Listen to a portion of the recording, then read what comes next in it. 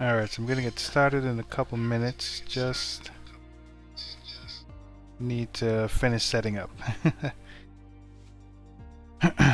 Alright, let me see if I can show this out. So today I'm gonna be doing some on-air stuff with TPC Charter, which is the VA, I think Virtual Airlines of on-air for the Pilot Club.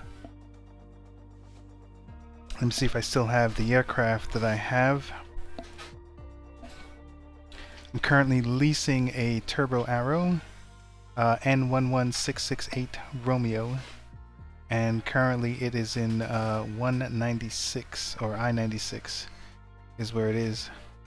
Now a friend of mine, Stream Elements, a friend of mine told me about the difference between leasing and renting an airplane, and it seems like I got the short end of the stick by leasing this airplane. Only because the engine will probably cost me some money. So let's see here. So this is the Arrow. Here's some specs on it. The weight. I thought the owner was on here. Maybe. So the condition, 63 out of 99. I'm assuming that it keeps going up as I put more miles on it. And this right here, for the type of engine, time between overhaul is 1200 hours. So if I put in another 200 hours into it, then I'll need to overhaul the engine. Engine condition, 94 out of 100. So it's getting close to 100%. Let's see here. Lease, but oh no, that's actually my ID. So I was really upset with this. I put in random letters because the ones that I wanted just weren't available. Okay, so here basically this is how much it's going to cost me. So there's an annual checkup price of $15,000. It doesn't include the price for major repairs. So at some point, if I'm still under the lease, so my lease ends July 23rd, and if I get to whatever conditions they are where I need to do the annual checkup, then I'm the one that has to pay this $15,000, not the owner. There's a 100-hour checkup. There's the air there, so if there's any repair costs, so basically all of these costs I have to pay. So that's one of the downsides of leasing. So if you lease a plane, make sure you get one that isn't getting close to its checkups. So that's fine. I'm okay with it. It's costing me $21.60 a week to run it. Still haven't figured out all the charts. I mean, so far I have 24,000, so that's good. I should be able to do a couple more jobs. Okay, so I'm gonna try and get a job from the VA company. So let me see if I can get that, because I did not set that up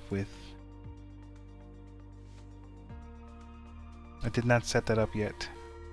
So let's hope that I don't crash my system, because OBS is a little weird. So it's a new one on air. I guess I'll say Charter. Okay. Alright, cool beans. So here it is. So let me see if I can get that down there. So there's basically two windows. We move this into that folder. There's two windows that I use. One to get jobs from the virtual airlines, and the other one is for my company. So I go into this one that has the green bar in order to find jobs. So let's see if I can figure this out. He showed me once how to do it.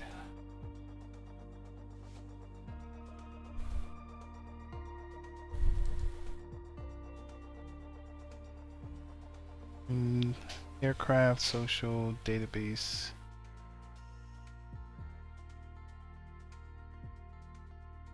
And it was so easy before, so the idea was to, I guess, find an airport. So let's do this. Let's look at pending jobs. Then I should be able to go to the logistics center, and then I can put in where I am, which is I think it was 69. Let me take a look at the other. My aircraft. I-96. 96. So I-96 is Columbia, Adair. Let's do a query.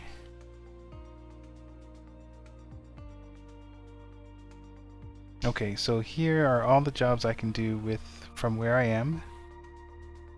Let me see here. Maximum weight, that sounds fine. Passengers, I wanted to do passenger. I put it 1 so I can do passengers and cargo. So now let's see which one pays the most. Here's one for 1800.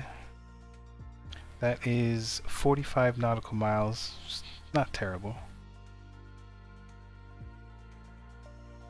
This would bring me down to KEXX. KEKX.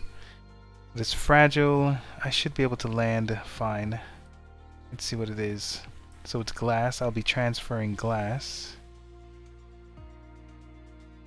And fragile cargo. Can I get any more? Nope, no more details on that one. I want to see if I can get one that has 2.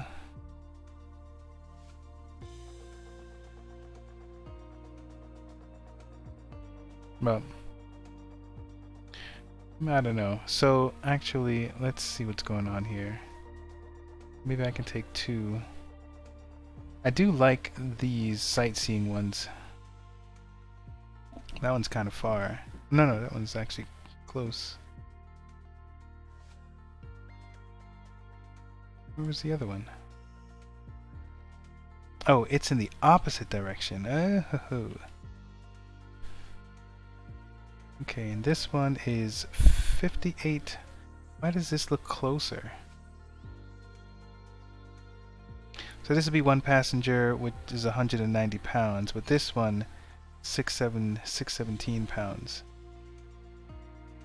So let me see if I can get one with 494. I have dangerous materials, but it's only costing me, it's only paying me $900. It seems, something seems wrong about that. Okay, so let's see about this one. It looks like it's paved. One of the things that I've vowed to no longer do is to land at like one of the non-asphalt airports or airfields. I've not had a good time with those. Okay, so let's do this one. 617. Actually, I wonder if I have enough fuel and all that stuff. I should. 45 nautical miles. Yeah, let's do it.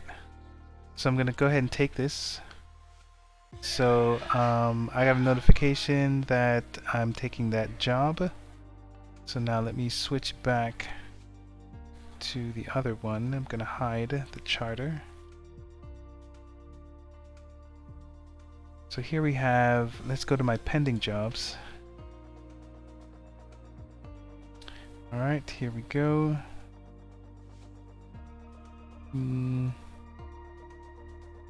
Here it is. Now, here's the funny thing is,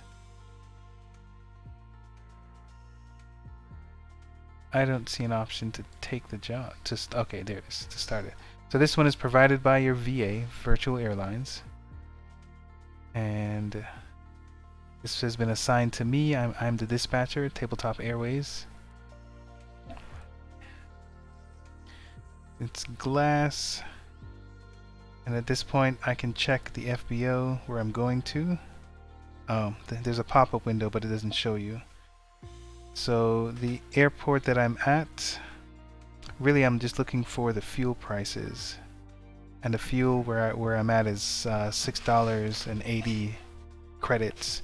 as opposed to $7.41. So if I want to fill up, I should fill up at the airport that I'm at now.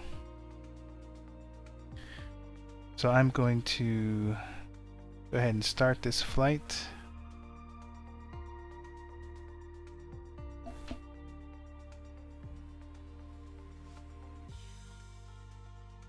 All right, let's see. So here's just where I'm gonna get things set up. So here's the actual payload. If I had more jobs or more payloads, cargo and passengers, they would be over here. And I think I could like take less. So here's the fuel data. I currently have 37 gallons according to the sim, or according to this game, this app. The FBO I'm currently at $4.06. No, was that right? No, $6.90. Excuse me. Yeah, I don't know what it is. It's fine. Okay, so here's the fuel weight. Currently is 227. Crew is 190. Cargo is 617. And after all of that, so this is my gross weight. Payload. I have extra payload because I took out one of the seats. So I only have 29 pounds available. And here is where they have my destination. So this is my destination. Here's my alternate. And then here's the crew, which is me. So before I validate and fuel, I'm gonna go into what is this little nav map and just kind of try and make sense of this route first, just to verify. So let me hide that. Okay. So little nav map. I'm gonna load up my aircraft, which is the Piper, and then I-96 is where I am now. I-96 will make that my departure.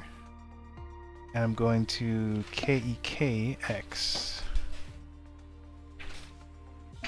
KEKX. That'll be my destination. And let's just, here we are, down here. And then my alternate is KSDF.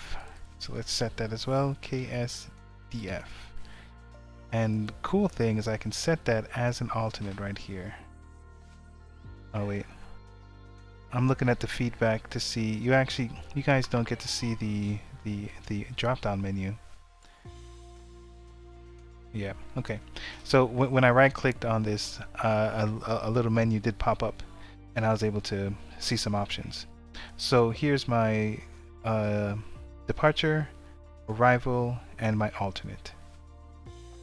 So this is 45 nautical miles. So I have VORs and NDBs on, so I would love to see if there are any in the area. That'd be super helpful. And currently I don't see any. So here is an airport. So here's a VOR over here. So I could use that to figure out how far I am away from my target. So here's a VOR, so we'll use that. This is Mystic. We'll tune into 108.2, and then we'll figure out the rest. Okay, so let's see the fuel report. Couldn't calculate fuel. Is it because I've said 30,000 feet? Let's take a look and see. So the highest obstacle in this area is 3,200 feet. So let's go 35. Let's go 3,500.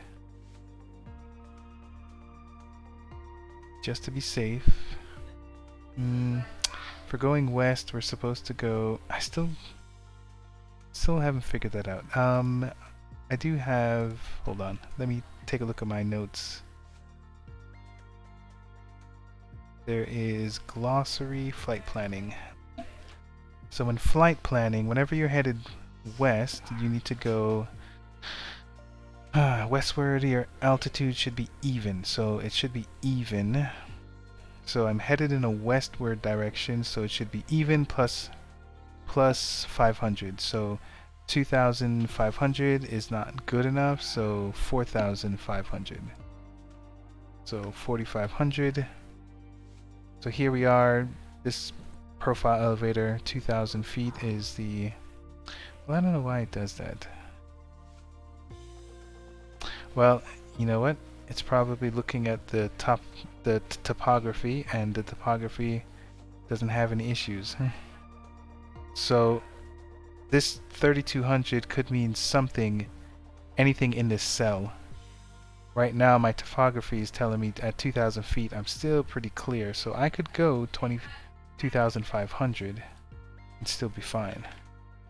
So let's do some of that.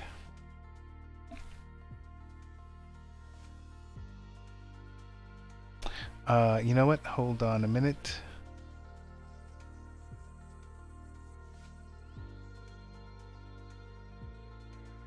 Hold on a minute. Sorry about that. Something came up.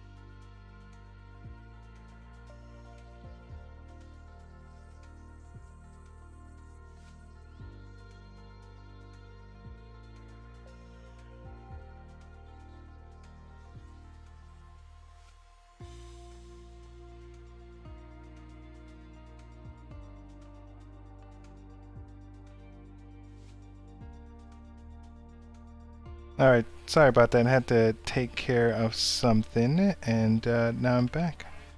So let's finish up with this flight planning and actually, or finally get to doing something. Let me just check something else. Okay.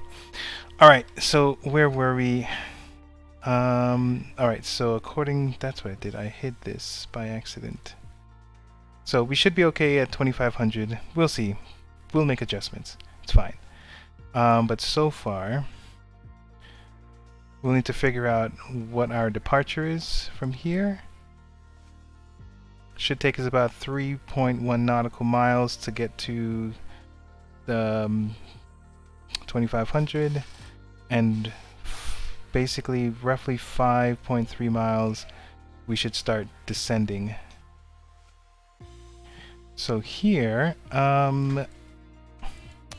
now sometimes they have NOTAMs, METARs. Oh, here it is, weather station.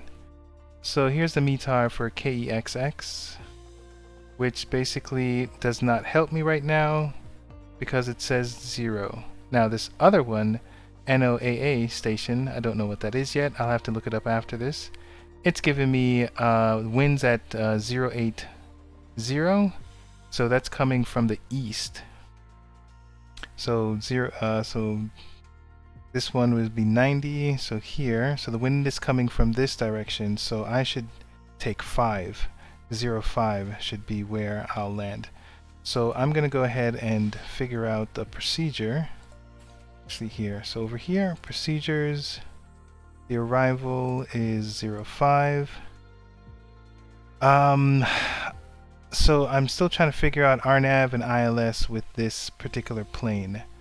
So let's do ILS. Let's make things difficult. Arrival procedures. Nope, that's the wrong airport. So let's show arrival procedures.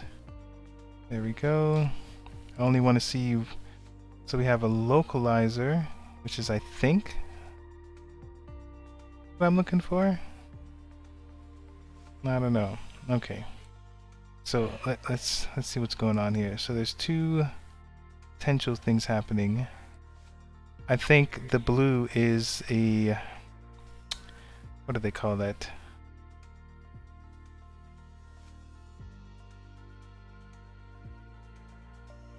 Flyover. When you miss your route, you go over here and you do whatever. So I'm basically coming in from this side. So let's see if there is another one. These are all, they all look terrible. So this EWO, where is that? And why is EWO over here? So I guess I would be coming this way, and then so let's add it. Let me see what that looks like. I'll insert it. Oh, this doesn't make any sense. Alright, so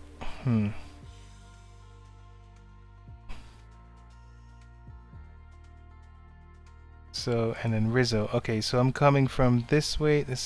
I find that weird. I would probably just come over here. Let me see the initial fix.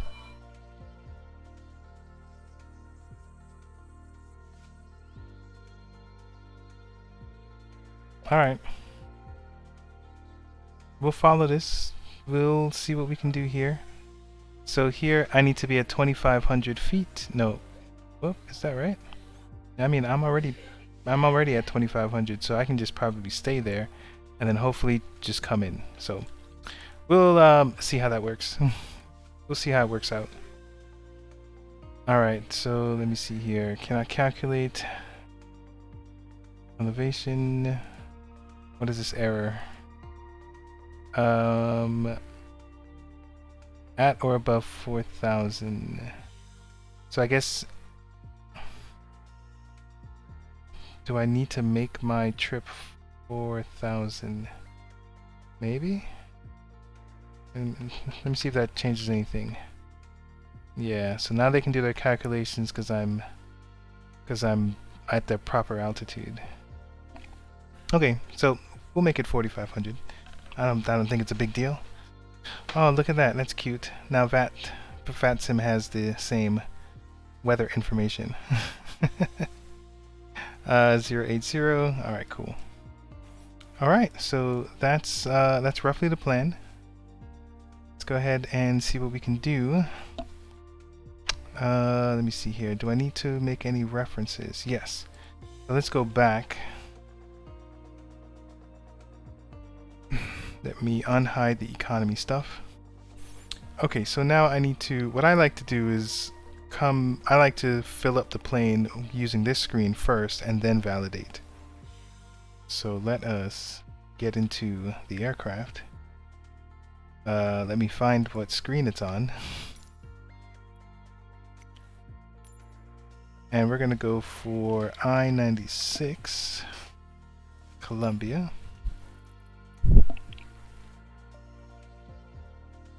Oh, and also I don't want to do this at nighttime, so I am going to change the offset. So right now it's 0 100 UTC, and in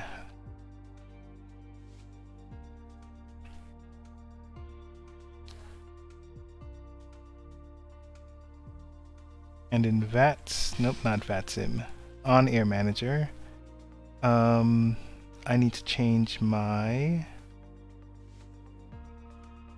they had the option down here, unless I missed it somehow.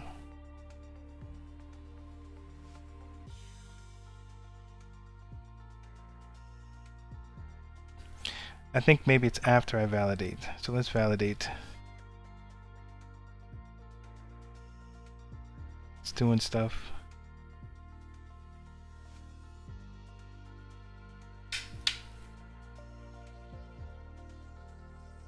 I need to look up and see exactly what this does. Is it for when I'm in the plane, or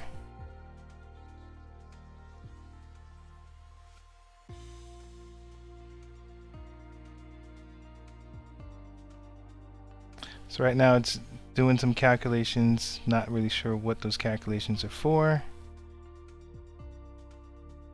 Alright, cool. So here's the offset. So right now I'm at 0 100, it's nighttime, I don't want to fly at night. So I'm gonna have this offset, make it like 8 hours, so it's 8 o'clock roughly 8 o'clock in the morning. And then OnAir Manager changes the time in the game. So I'm at ramp. Let's go ahead and get loaded in.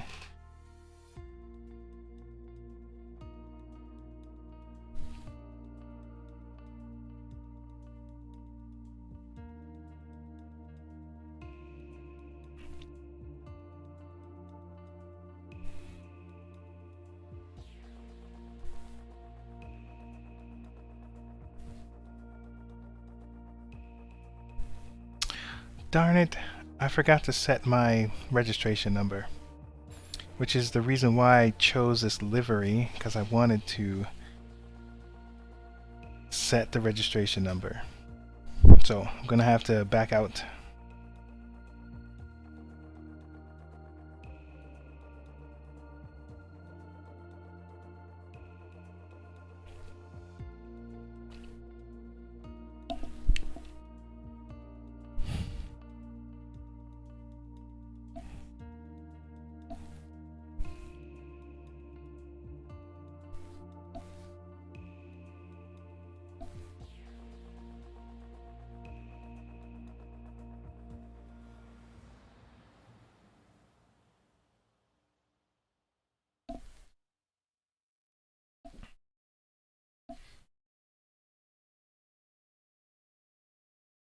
Sometimes the game freezes, and I don't know if it's okay. So like it's taking a minute for this stuff to come up, and sometimes I leave it alone just to see if it'll freeze. So I was hoping that my call sign or my registration number would show up in this blank, But I don't like any of the liveries for the turbo because it doesn't have my registration number. Look at that, it's completely blank. It's crazy. Whoa, I am way outside of the plane. So this is the registration number or call sign I was using with a group flight that we did with the pilot club. Oh, look, it does have it. All right, good deal. That's what I wanted. Now it's on the bottom. All right, cool. So now let's back out. Unless there's a way to change it in game, but I don't think there is. So the registration number for this plane. Oh man, I gotta do all this again? Nope. Good, good, good. Right here. So let's go into customization. And it is November 1668 Romeo. Ooh, don't like that. November 1668 Romeo. And then we'll just click somewhere else. Okay, I guess we'll just have to hope that it's there.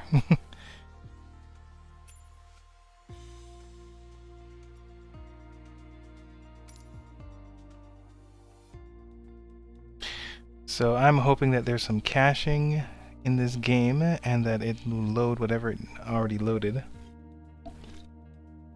Or load whatever it already calculated.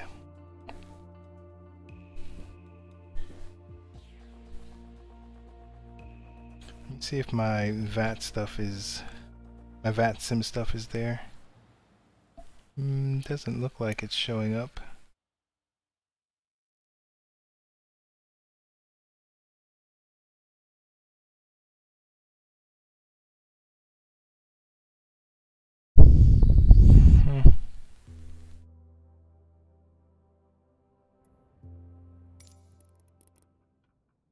Look at that. Totally not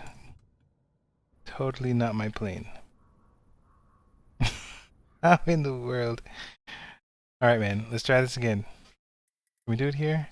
Controls, general options? No, those options aren't there. What are we loading? Save flight files. Okay.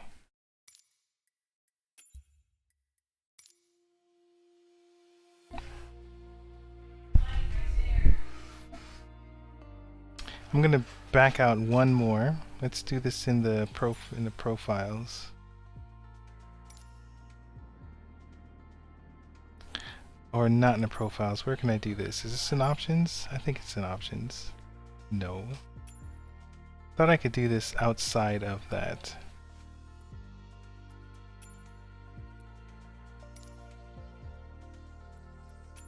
You know what? After 193 hours, you would think I would know how to do some of this stuff. Nothing in the hangar. I mean, it shouldn't be in here. I'm looking for customization. Don't expect it to be in here. So I guess that's the only place I can do it. And it's certainly not in the controls. Okay. Alright, well let's do it here then. Let's set that parking. And let's get the right tail number. I'm hitting, I'm gonna clear just to make sure. November. Oops. November 1668 Romeo. I'm gonna hit enter. Okay, well this time it stuck, so that's fine. It's okay. Alright. Seems fine now. Alright, let's go ahead and let's get back in there. Get back in there, troops.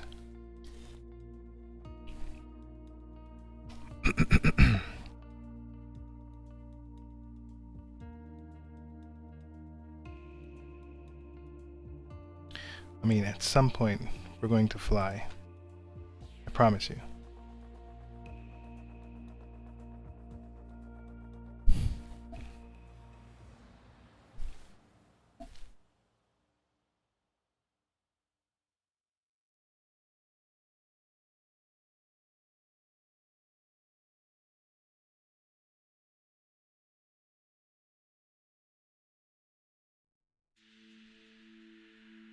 Alright, that loaded a little faster. It's not a bad place. Oops. I'm looking for my F12 key.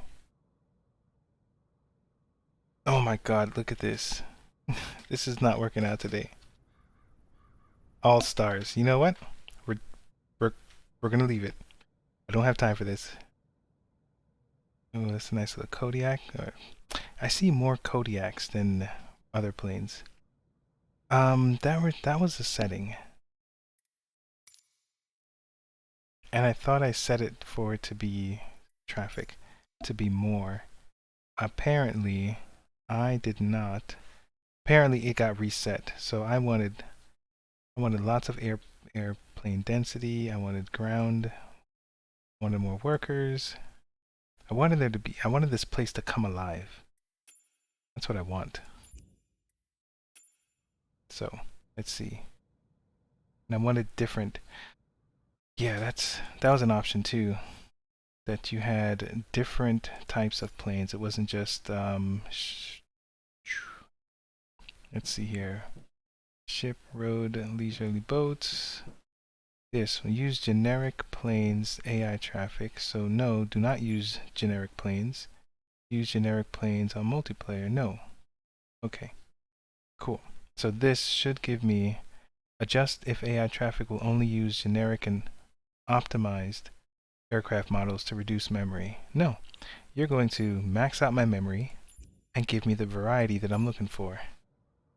So I should stop seeing all these Kodiaks and I should see different types of planes. There goes the Arrow 4, which I don't like that tail up there. But it's there. That's fine. Doing its thing.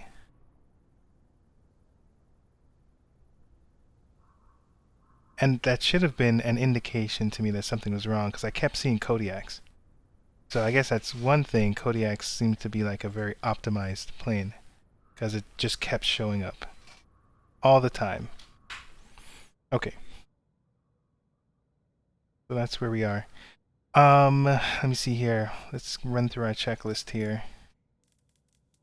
Let's pretend that we did the interior and exterior pre-flight. So before we start our engine, we're going to make sure that all our circuit breakers are in. Let's come down to the side here, and nothing's popping out. We can take a look at what it would look like if it was popped out. So circuit breakers seem to be good. We have this alternate air, which is this thing right here. We can open it, but they want it. Is that the right one?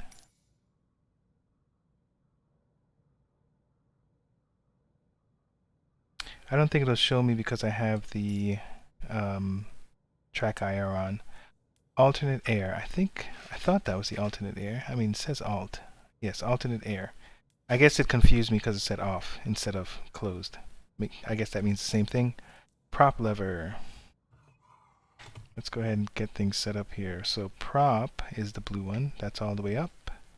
Max. Fuel selector. Fullest tank. Ah, yes. Forget about the checklist. We had to do this first. Goodness gracious. All right, so I'm looking at my fuel, 227 pounds. So I'm at 230. I'm at, what's this? 18 plus 18.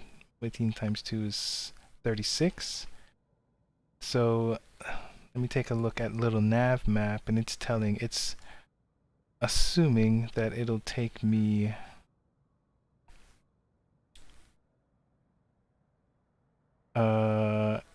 16 gallons. So I think I have plenty of fuel. So I'm good there. Okay, fuel that. So crew is 190, which is so not my weight.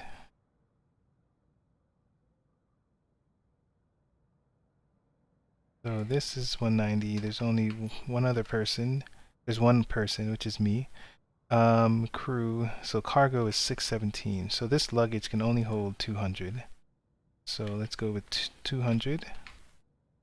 And so that leaves us with 417. So let's go with another 200 here. And let's go with 217 here. 217. Oh, look at that. We are overloaded by a couple pounds. 617, is that correct? 617. So 227. How do they calculate that to be good? So I try to get away with 231 pounds, but I think if I took off 31 minus 27 is only 4 pounds. Yeah, how do they calculate that to be right? So weird. Alright, so I'm going to click fly now on, let me show you what I'm talking about. Nope, it's flight planning. Okay, so here they've calculated the fuel at 227 pounds. Crew is 190, cargo is 617. They did all their stuff. I should have 29 available fuel, but I mean, clearly I don't. So 2912 is what they. So this is wrong. What's the gross weight? So the payload plus fuel is crew, cargo, passengers, fuel. So that sounds like everything. This is 7, 6, 8, 2, 28. So they round, oh here, this number.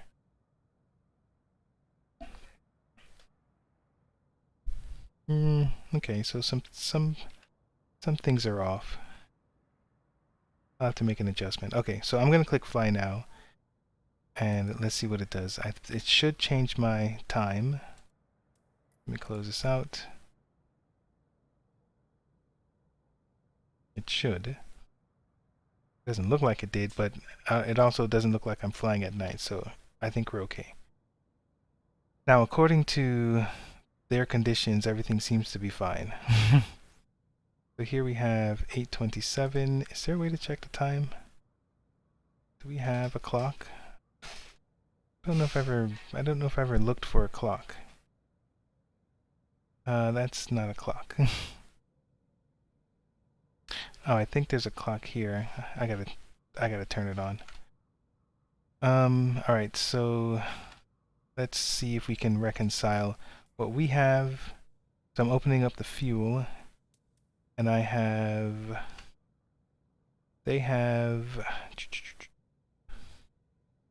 the sim has 38 gallons. Payload, I have 807, and they're saying it should be 744. I mean, I don't mind making adjustments. So I took off the 17 pounds. I want to see if that makes a difference.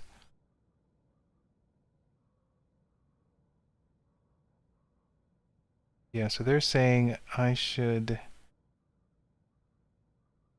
Okay. So 90 minus 44, that's 4 and 5. So I should take off another 50 some odd points. So let's take off, go with 150 for the luggage. And that's fine. Let's go with 154. Okay, so that seems to match.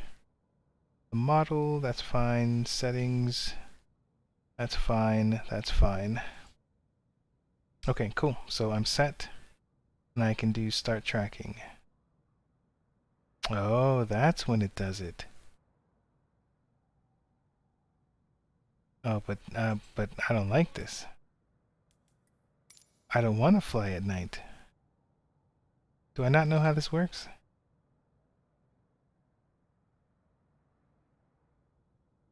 So that, where's my offset?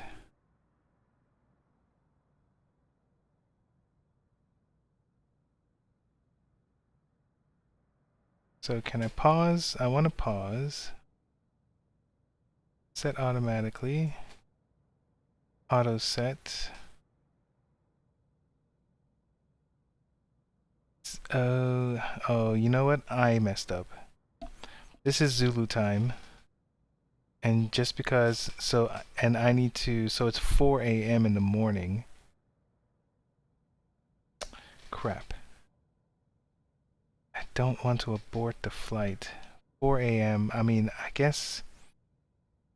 Yeah, so this here is Zulu time, and it is 4 hours ahead of Eastern Standard Time, which is what I am. So I went ahead and thought that I was being clever and did 8 hours, but that just means that it's 4 o'clock it's 4:30 in the morning in game. So we'll just continue tracking, and I just need to be better at my calculations.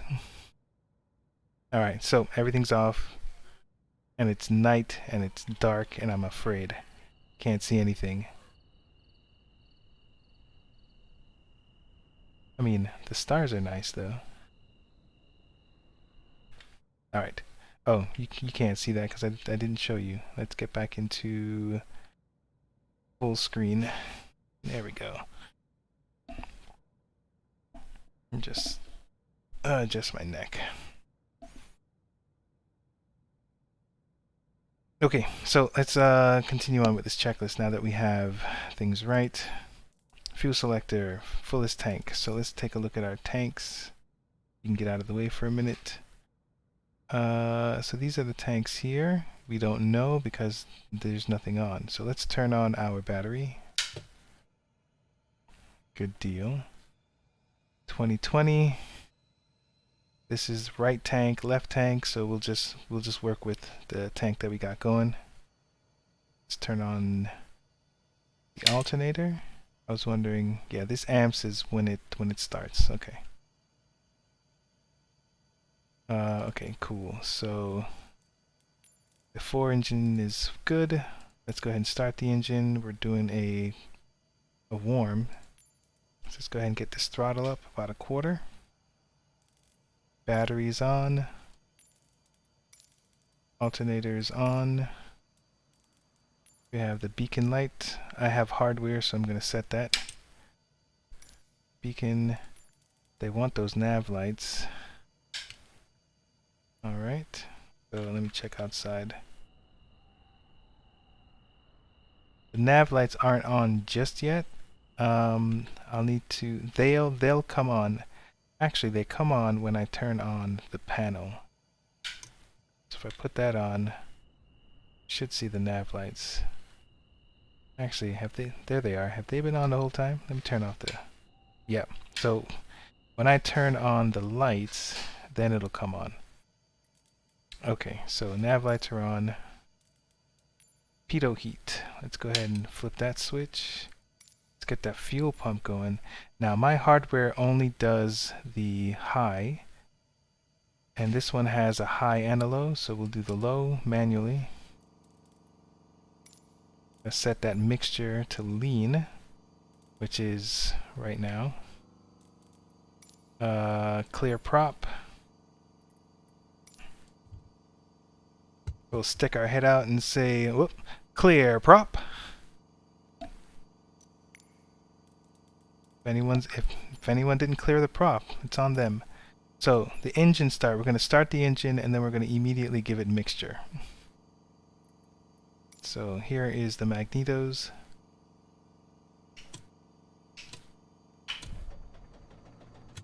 Your flight will be monitored until you land and shut down the engines. So now we want to keep the RPMs down to about somewhere between 1,000 and 1,200. Let's close this up. Okay, that was OnAir telling me that they're going to be monitoring me. So let's go ahead and... Ooh, I thought I was moving there for a minute. That was just the cars outside. Alright, so ignition, start, mixtures, rich, engine is successful. Magnetos are set back to both. Throttle 1500. Uh-huh. You see what I know? I don't know anything.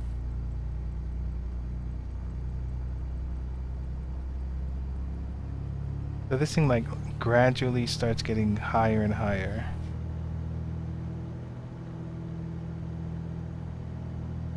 Alright, that's fine. So fuel pump.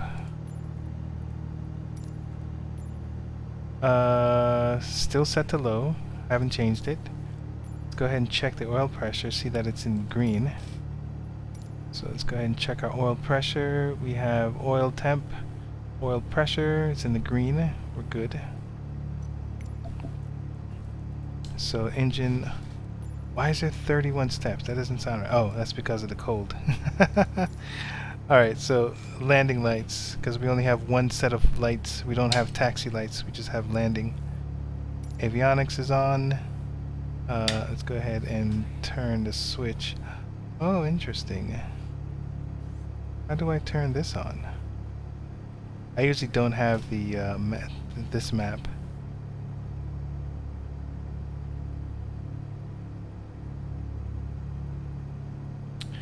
Oh, very interesting. I don't think I've had to deal with this yet. Let's see here.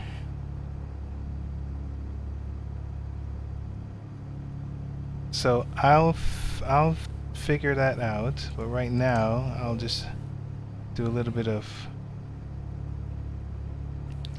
cheating here. We'll do that. Okay. Alright, so the hardware, because there is no master avionics button anywhere, because usually this... you know what?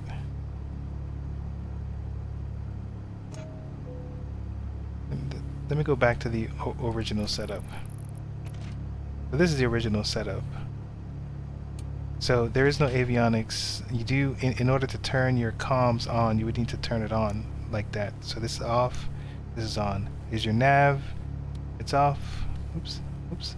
There it is. And now it's on. So these should be off. We're not using them. These volumes are all the way up. COM 1 is active. We can listen to COM 1. Okay, so we're good. In case we use nav, we're not using ADF right now. Transponder should be on alt. And let me show you.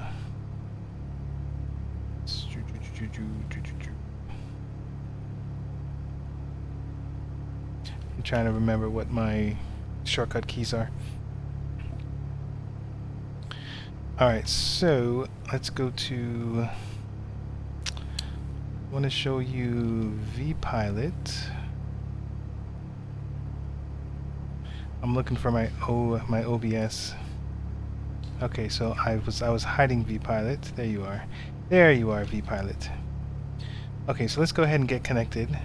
We'll get connected as November 1668 Romeo.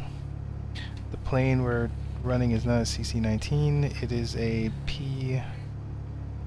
So it's usually PA-28, but it's different. I think it's P-2828S. So, they have two entries, and I think the one that's longer is the one that I want. You can't see the pop-up window, that's the problem. Okay, so I'm connected here. I'm gonna do my flight plan, which is another pop-up window that you cannot see. So I-96, and we're going to KEKX. Alternate airport is, I'm looking at my little nav map. Alternate airport is KSDF. Departure time. Departure time is going to be, well, I'm thinking if it needs to be accurate. So it's 8 o'clock right now. 4 hours is 12, so it's 00, 0. So it's 0:40. I don't know how to say it. So, I mean, it'll take us another 10 minutes, so let's go with 0050. The route is about 30 minutes. We have enough fuel for an hour, maybe. Top cruising speed, probably 135. And we're going to go at 4,500. And... Alright, I'm going to file the flight plan. Cool. So that's awesome. Flight plan filed. So let's go ahead and just put it in here so that we can use our tools.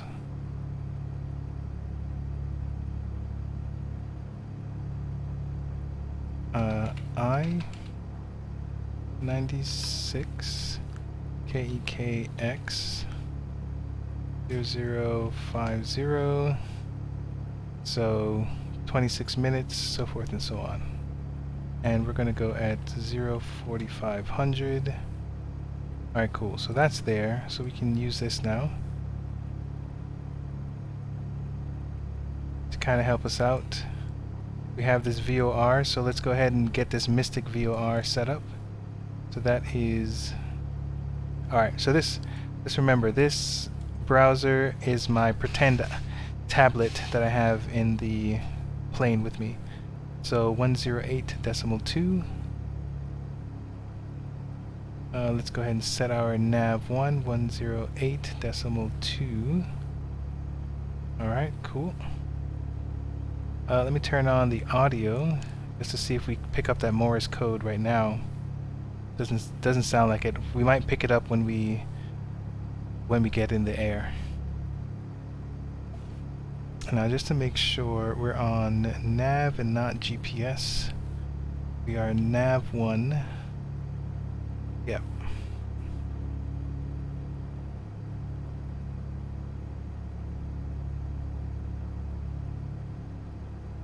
Okay. Alright, so let's take a look and see if we can get the QNH. We are nothing available. Thank you. Not helpful at all. I'm going to look at little nav map and see what they say about this airport. I'll show you what I'm looking at.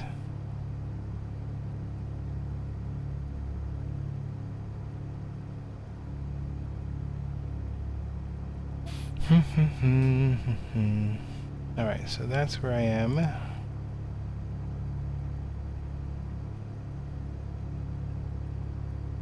I want information. Where did my route go? Flight plan. Okay. So both of this is saying nothing, so they definitely don't have any information for me. So I'm going to, since I'm over here at 26, I'm going to take off at 26.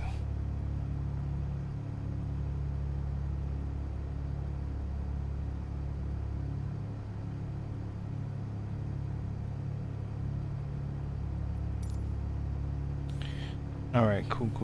Okay, so I have VATSIM up. Let me take a look at their map and see if there's any coverage. Let me try and find... I've got a lot of windows open. Now where is my plane? I should probably show you what I'm looking at. So let's see here. Let's go with some more flight planning. Let's take a look at some VATSIM stuff. There we go. Alright, so now I need to find my plane. Can I... Nope. Nope. Follow flight. Okay. I'm assuming... Is that me? That's my flight. Okay. So this is my flight here. There's bad weather over there. There's some weather over there, but I don't have any of this blue stuff. I don't have any active towers, so I'm just gonna use Unicom CTAF to monitor my flight.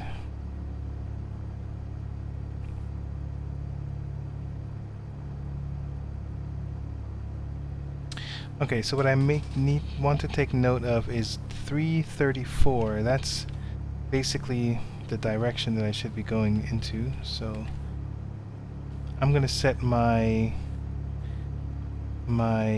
heading bug to 334. So a little northwest. So 334. So after I take off, I'm gonna then follow this bug. Alright, I think I'm ready. So panel lights, which one is this one? This is my strobe. So you know what, let's just go ahead and turn on the strobe. Let's just go ahead and turn on everything. Let's see what it looks like outside.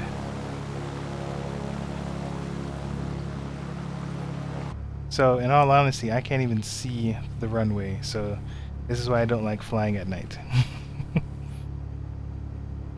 Alright, so everything looks green, everything looks good.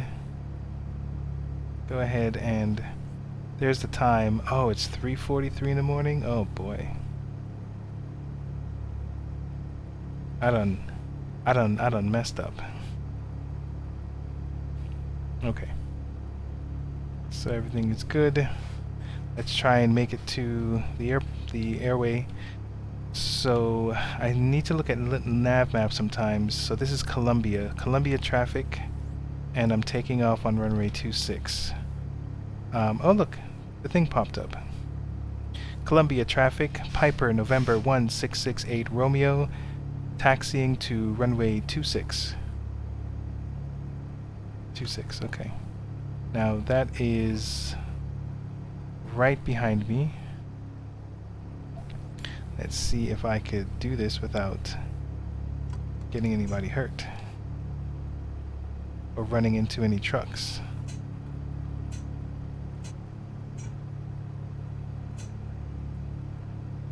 I totally clipped that truck already.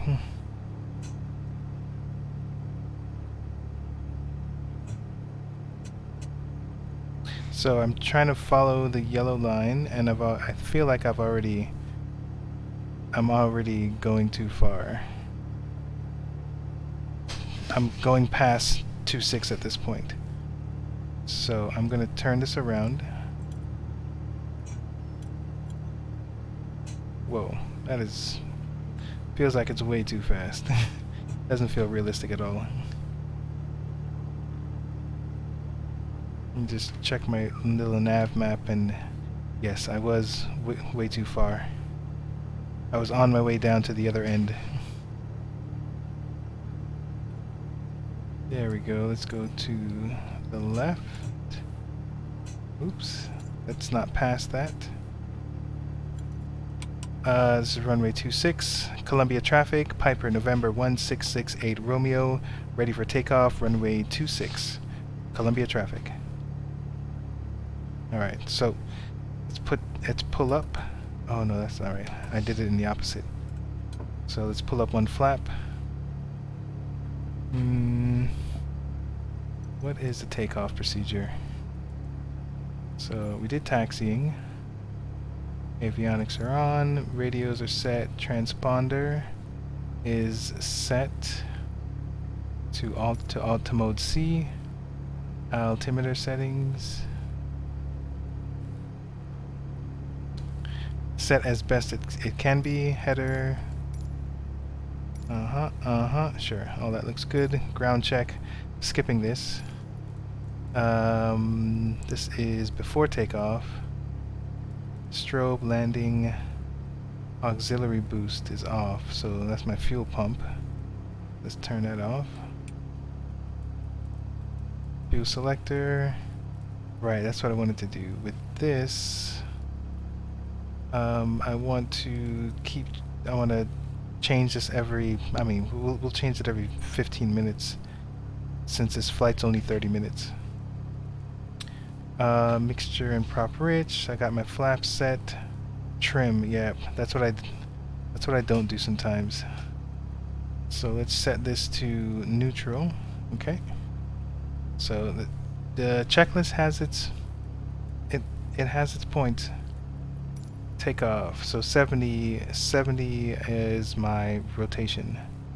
All right, cool.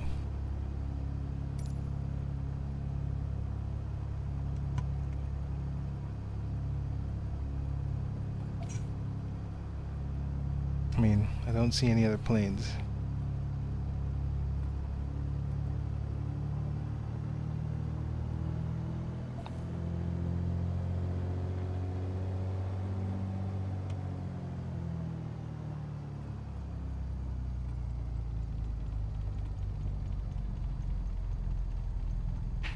Looking for that middle. There we go.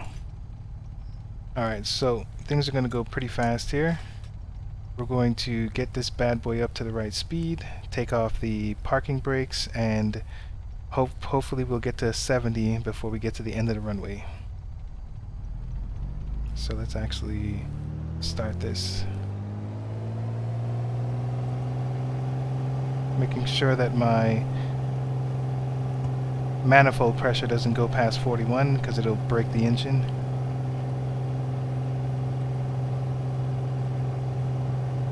Getting some of that rudder action. Airspeed is alive. 60 knots. And come on, 70 knots. Let's take off. Holy moly. I can't see anything out in front of me. I'm looking at my vertical speed indicator right now to make sure that I'm climbing. Gear up.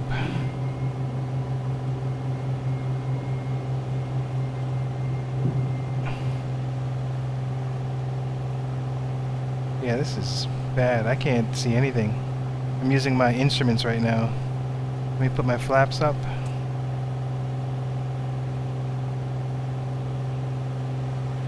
Trying to get to... I'm at 1,000. I mean, oh boy. Alright. Let me see if I can play with my trim.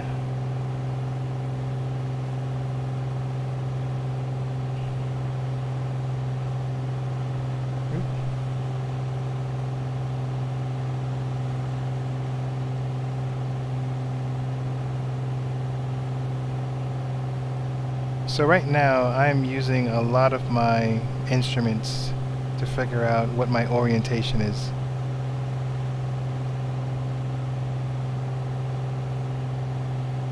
Climbing at 1,000 feet per minute, I want to get to 4,500.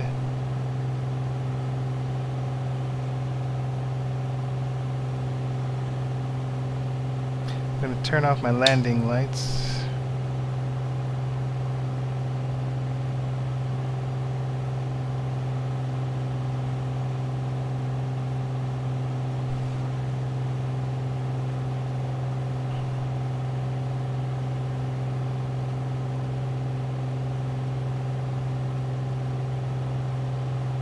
The plane keeps leaning to the left, so I have to keep playing with it.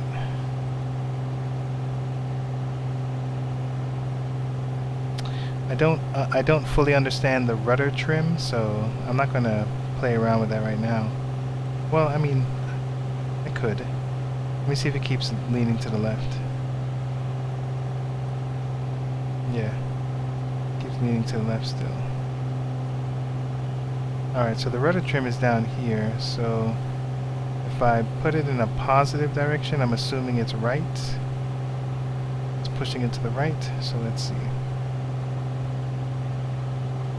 Let me just try and get things stable. Then we'll see if it leans anywhere. So it's going to the left, but not as much as before, so it actually might be doing its job. Ooh. Nope. Nope. That wasn't right. I don't know, it's still leaning. So I'm just gonna leave this alone because I don't understand it yet. Okay.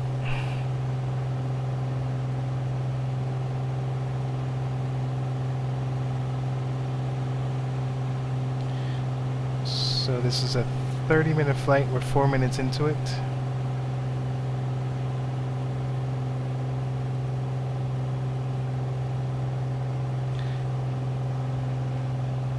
I'm at 3,500 feet And my vertical speed indicator keeps going up and down, so I gotta get that settled.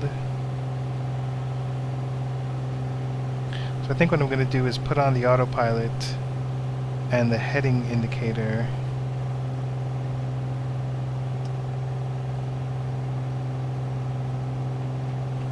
Let's see what that does. I think the autopilot will keep me steady. Nope. Let's put on the. So let's have it follow the heading, the heading indicator, which it's not doing. Okay. Ooh, that was weird.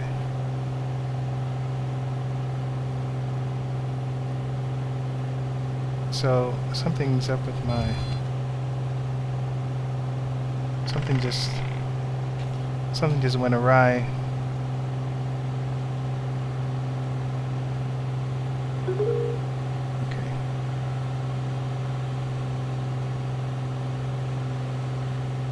Okay, so I don't think we have autopilot.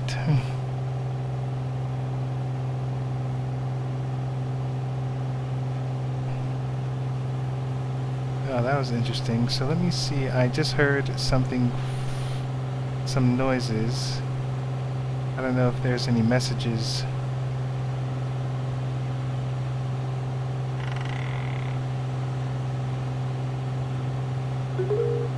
Oh, I don't know what that is. I keep hearing that. Left bank. Okay, so it looks like every time I have a deep, every time I make a crazy bank, it loses the integrity of the product.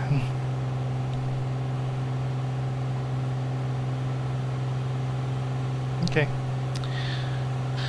Alright, so I don't know where I am right now. I've kind of been all over the place. Actually, let's just calm this down some. I'm at 5,000 feet. I wanted to be at 4,500. That's fine. I'm going to use that VOR in a minute to figure out. Oh, you know what? That VOR doesn't have a DME. So I can get a direction, but not really. Oh, that is funky. Alright, so let me see.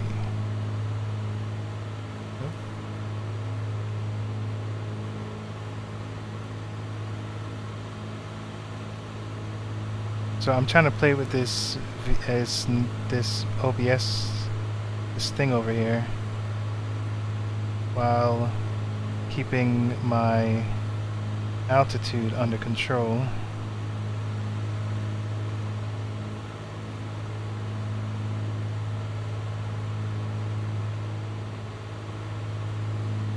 Oh no, I don't want that.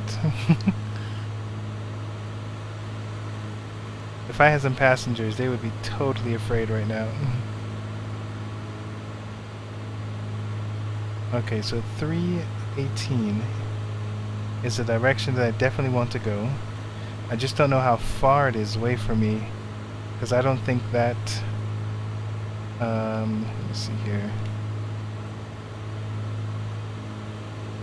I don't think this is... Yeah, this... well, this looks like a DME. But I'm not getting any numbers over here, so it's not. 108.2, 108.2. You know, I didn't even verify if I was on the CTAF frequency. Luckily for me, I was.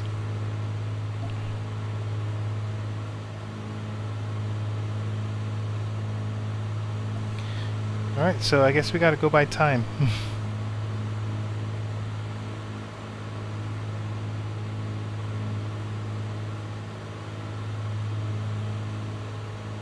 Guess we gotta go by time.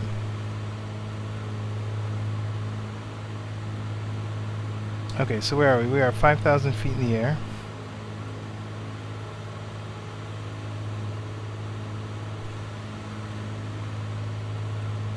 And trying to get it stable. Kind of all over the place.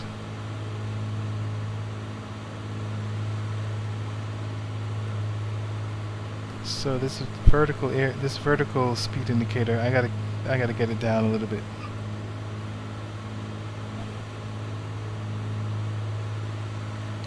Plane is definitely leaning to the left. So we're going, trying to get that stable. Well, actually, if I can get, see what's going on with this autopilot. Let me see if it'll work. It seems to be working this time. That's fine. Okay, so I'm gonna pitch the nose down. I'm gonna try and get back to 4,500, and then I can put the the altitude hold on.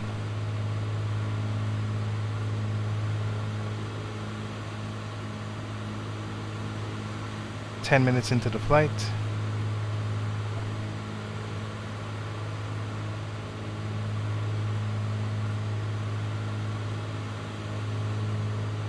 What is out here? There's nothing to see out here.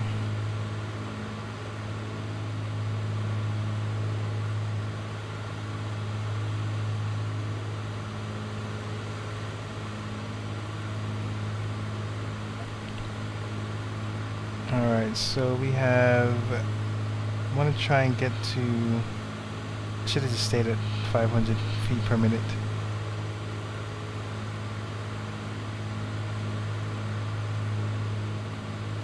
This I don't know how to set. Can I set it? I guess it moves. Okay.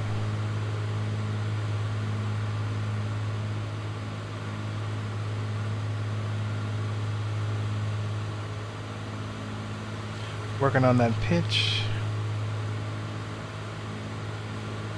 Whoa, whoa, whoa, whoa, whoa. Holy moly.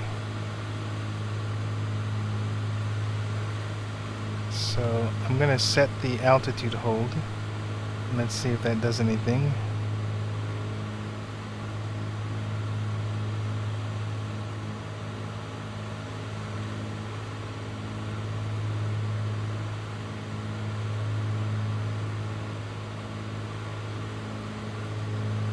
What is it doing?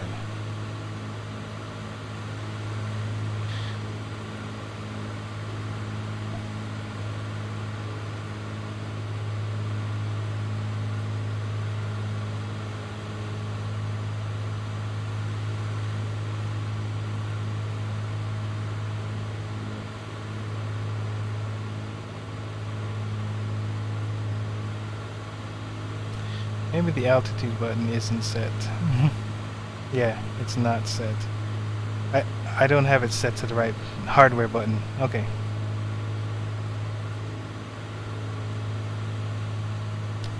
Alright, cool. So let's see what's going on here. So I don't know how far I am. There's the VOE, and I'm actually to the left of the VOE.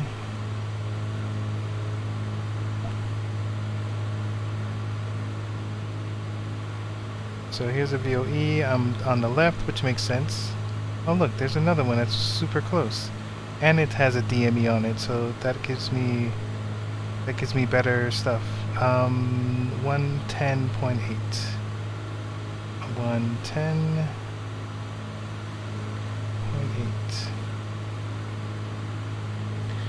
There we go. Alright, there we go. Distance. I am 5 minutes away, 13 miles, 13 and a half miles.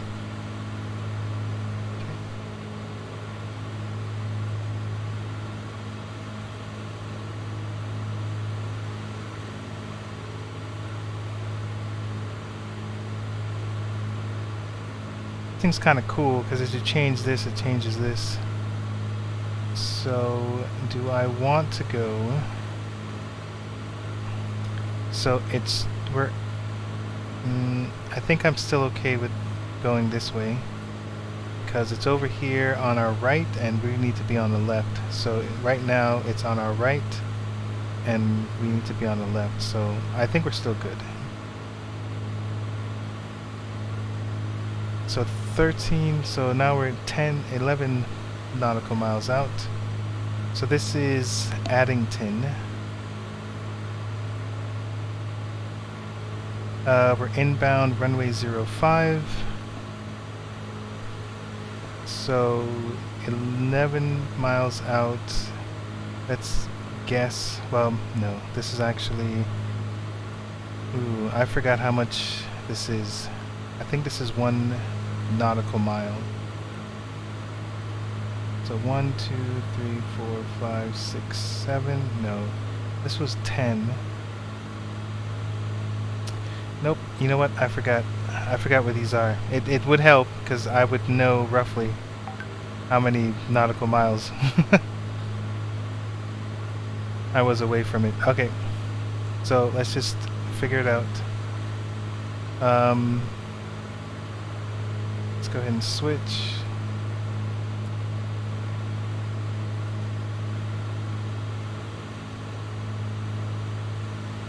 So, I mean, maybe we can see it. Let's use... So this looks like a city or some activity here, and then it's on that side. This looks like a road. Maybe this is this. Maybe it's this road here. So maybe the airport is on this side. We are pretty close. Okay, so I think I just saw...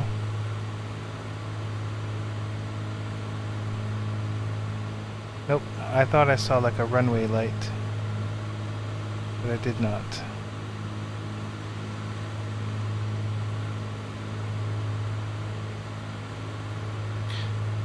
This has a star on it, so that means it has a beacon. So I should be able to see a beacon. So 7 nautical miles out.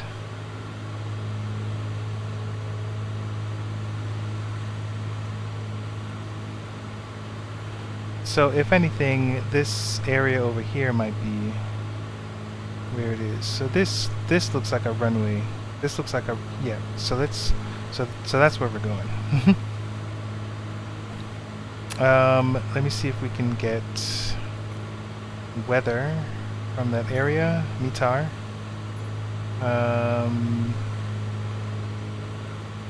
Okay. Nope, I don't see one. Oh, I also don't have it on my... Yeah, it's fine. Let me take a look at little nav maps pretty real quick. Nope, nope, nope. I didn't want to... Let's show information. I just want the METAR has changed. It's 210. And it's 05, so what's the other side? 210 is southeast. So I don't want 05 anymore, I want the opposite. So the opposite of 050 is 2, added 2, so minus 2, 5, minus 2 is 3, so 230. How can I verify that? So here is the airport. 23. Okay. So here they kind of showed us 23. So we're not going to do any ILS or any of that. We're not... Yeah. Nope. We're not going to do any of that. We'll just come in. I don't trust myself yet.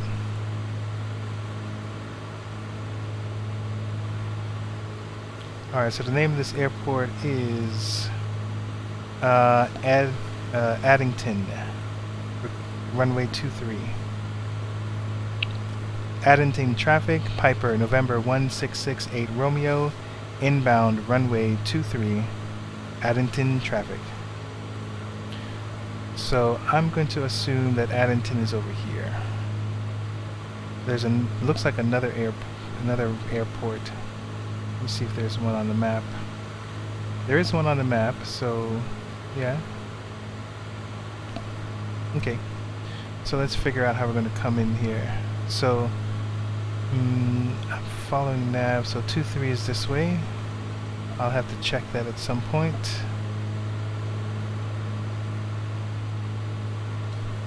So it is pretty straight.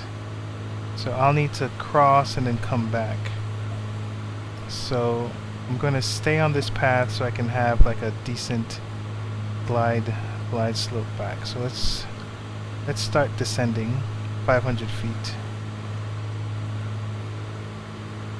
500 feet.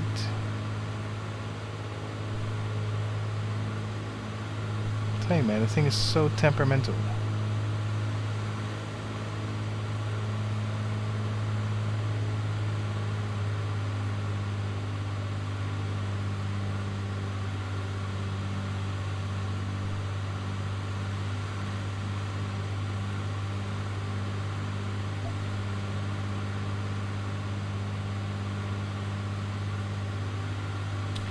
And really what I should do is like a left pattern. So it is 776 feet elevation, 1000 AGL would be 17. So 17, basically 1800 feet should be my goal. Okay, so let's take off autopilot. Let's fly this manually.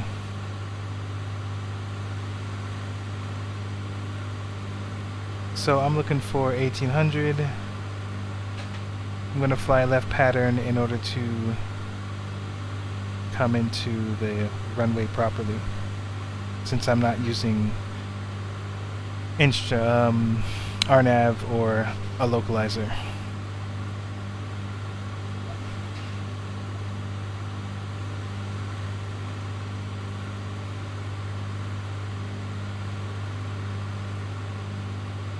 So actually, it's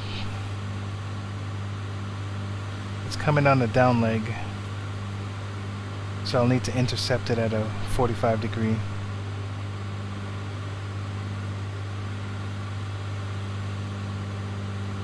We're at 3,500 feet.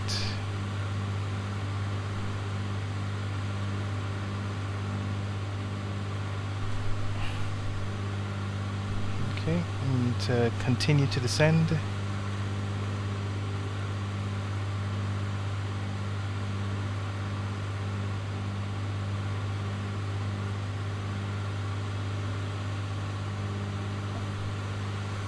And again, 1800 is our target altitude.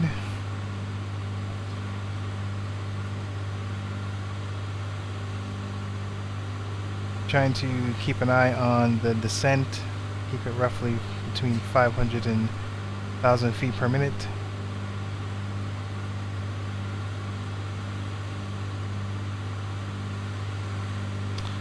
You know what, I should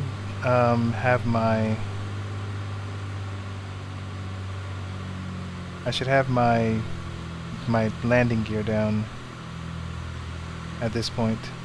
So let me pitch my nose up to get my speed down. Okay, airspeed's coming down, landing gear down. Alright, let's continue our descent.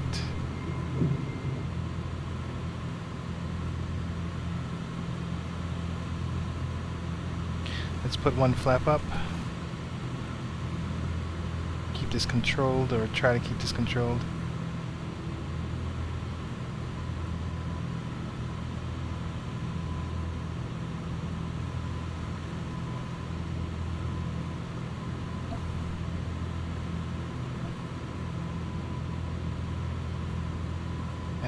Downwind.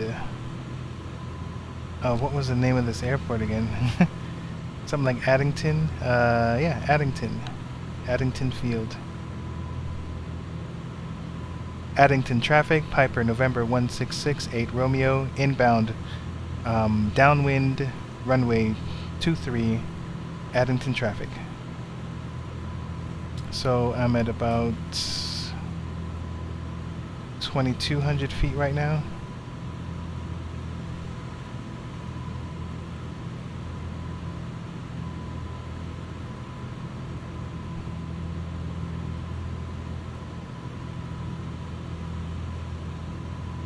Okay, there's the, I see the beacon. Okay, so I'm about 2,000, okay, so here 1,800, so let's pitch that nose up. Let's try and stay controlled. So I'm gonna put my RPMs back up, and I gotta manage my power.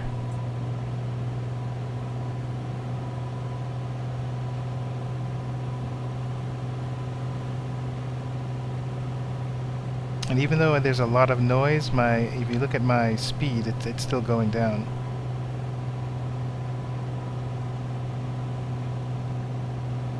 So I gotta put some of that speed up.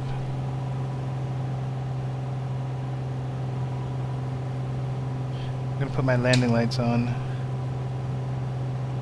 Can get hairy. So that speed is still going down.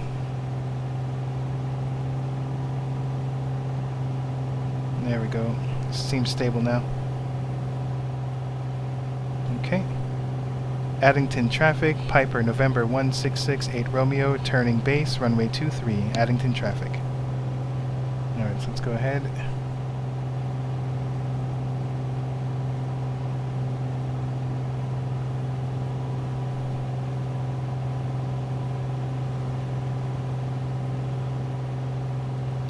Oop, I always overturn it. Let's put up another flap, but apparently I am degrading the validity of the contents with my steep turns. Pitching the nose down. Let's try and, I'm coming in too high. Alright, so let's see what we can do here. Yeah, this is too high. I'm not gonna have I'm not gonna have a smooth landing. Wind 190 at 6 knots.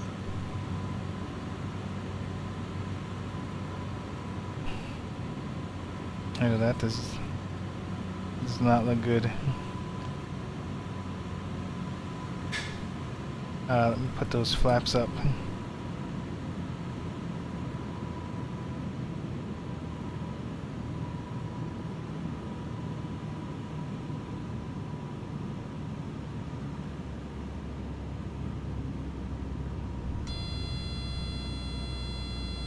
Landing time locked. Ooh. Ooh, that was rough.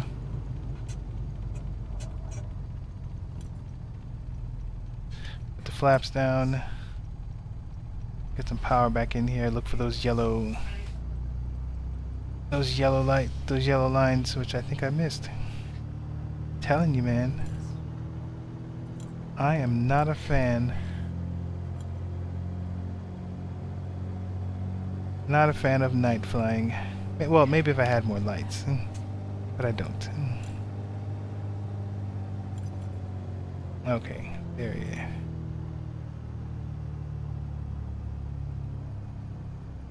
There it is.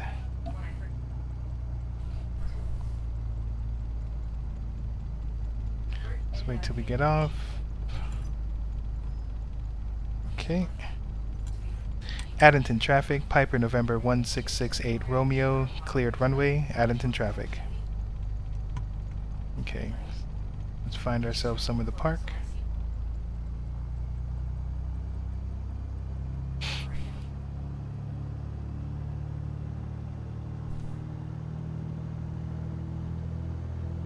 You know, I should have looked at the map of the airport and see where I am. I have really no idea where I'm going. I'm in the dark. Terrible idea. Just gonna, bro, just gonna park here. Right next to this guy. Alright, cool. Whew. Under 29 minutes. Nice. Or under 30 minutes.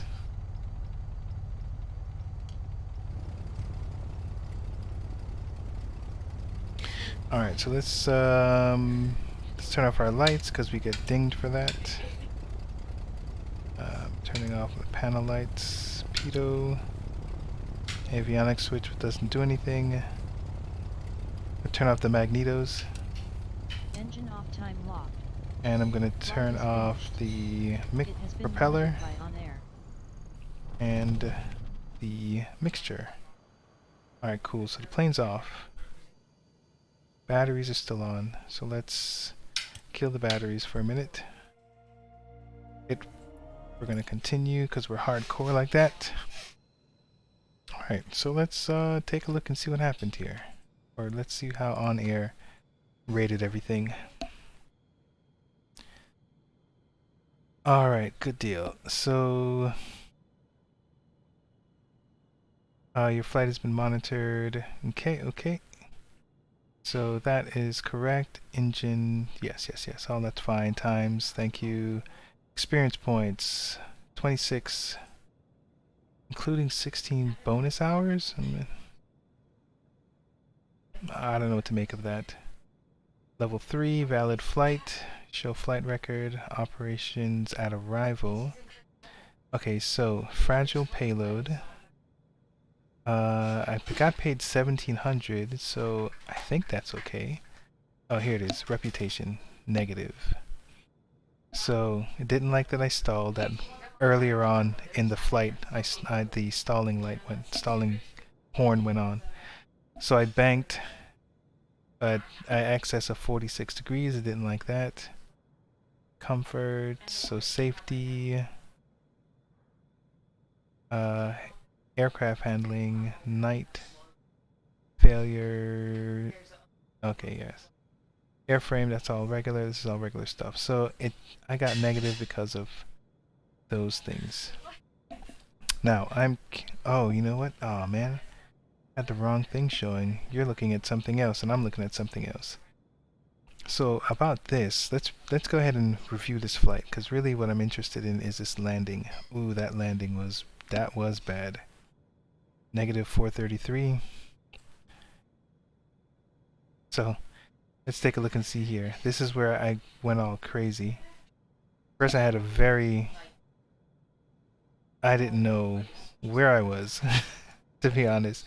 Then I went crazy over here. Finally found my footing. And then came over here. I was originally going to go straight and then just come in and just use the lights. But I figured I'd do a left pattern and come in that way instead. Alright, so what is... This is VATSIM, so let's take care of that. You have OnAir, but right now a little nav map is... Oh, I'm hiding OnAir. There we go. Okay, so here's my reputation. It went down minus 1% because of my stalling, which the packages didn't hear. So I don't know, unless I have recording devices on these sensitive things that I'm flying, and then bank excess. So this one makes sense. I agree with this one. Alright, so let's go ahead and accept this.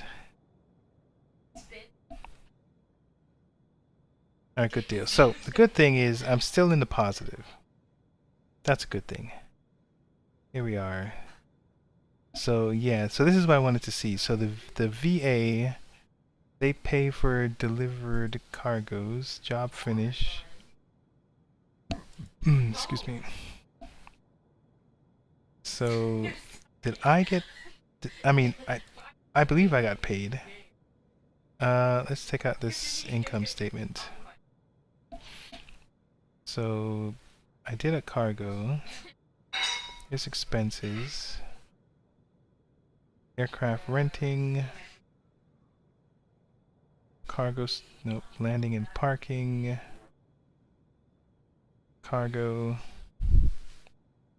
here. So VA pay for delivered cargo. So the VA paid me. Ooh, that's what they're talking about. So the VA got the money and they paid me some. So the VA gets paid and then I get paid. I only got paid, this looks like half or less than half. It's terrible. I'm not okay with that. Do my own jobs. Let me see here. Let me see if there's a better way of looking at this. Nope. VA shares, so I don't. Okay.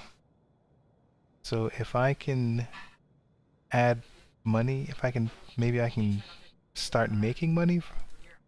Maybe cash flow statement. Let's see what this exciting stuff is. So okay, so here parking fee. I guess because I was there a couple days. Oh, that's cute. 100. Oh, that is interesting. I didn't know that. I like that. It's you know, add some realism to it. Okay. And then landing fees. So as soon as I got there, 20 bucks. And the VA paid for delivery. Okay. So they gave me some money.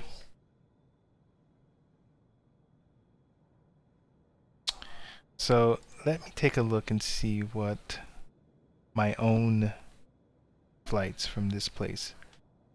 This is pending. Let's take a look at where I am. KEKX.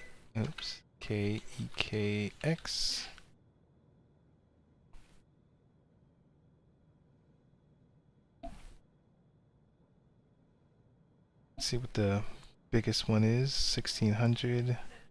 50 nautical miles, which takes me south? Yes, takes me south.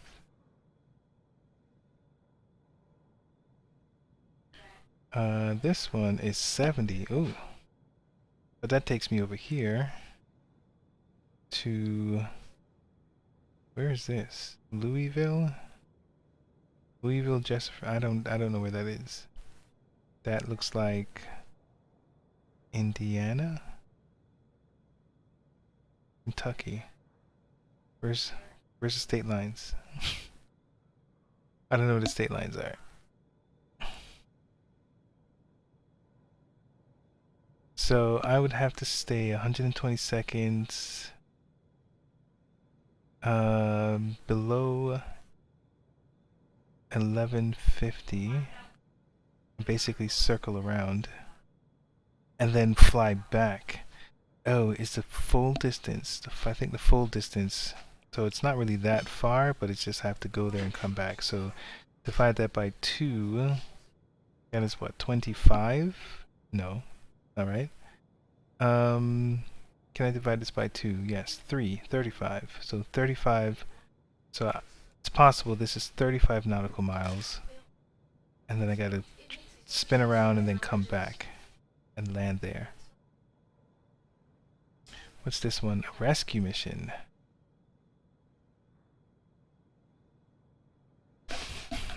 Okay. So those are some options. They don't seem like great options. There's a skill tree, and I'm working on this one. So last minute job, I was told, is a good a good moneymaker, and then medical jobs. So as soon as I get 2 more skill points, I'll go ahead and open that up. So I think cargo loading speed. So I think, you know, this is. I think I'm looking for a diversity in my jobs. I think that's what I'm looking for. So here's my aircraft. Let's look at jobs in where it's parked.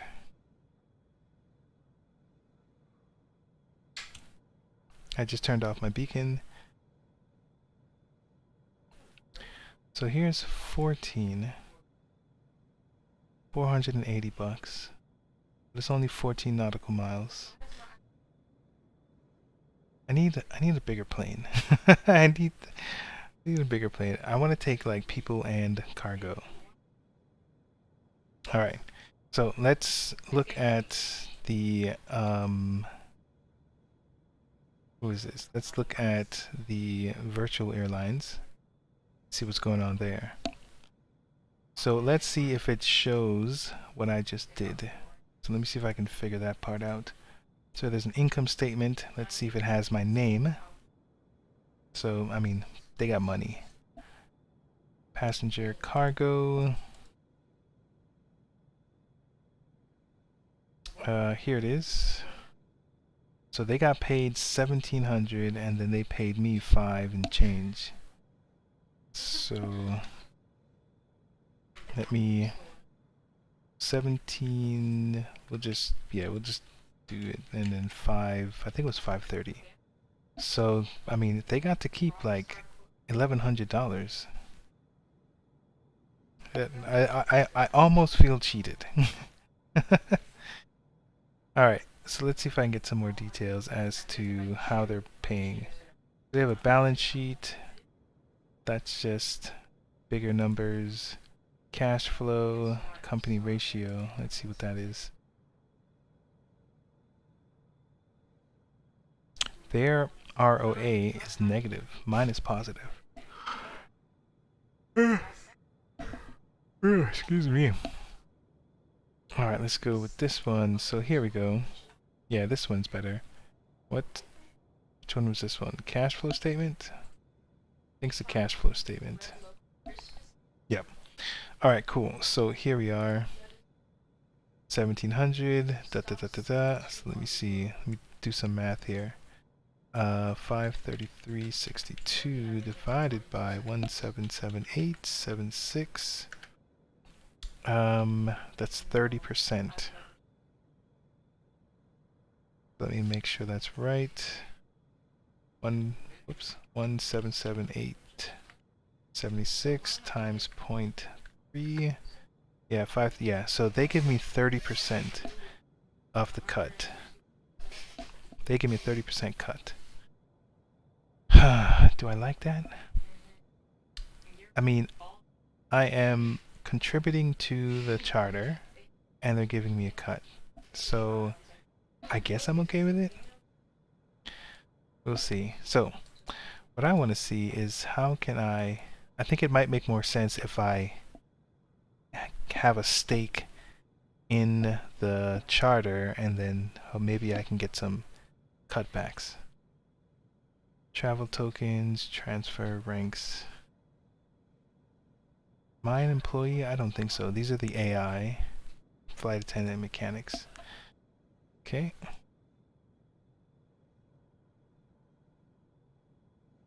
Flight logs. Does it keep track of my flight log? Oh, it does. There I am. Uh-oh. Well, that's me. Oh, they got access to my stuff? Well, I guess I got access to their stuff.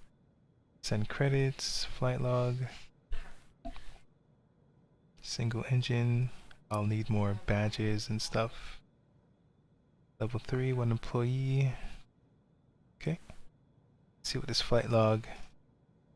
Oh, it's got all my flight logs. Oh. Oh, very nosy.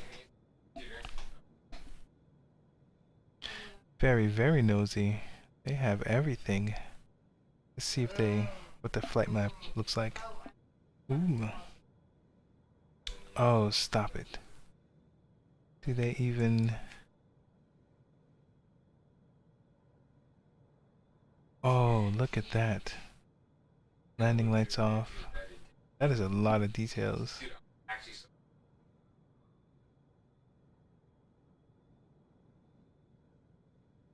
So what is this? These are just data... Nope, those are reports as well. Hey guys. I don't know if you know that I'm streaming. So, the world... Well, there's no one really watching, but...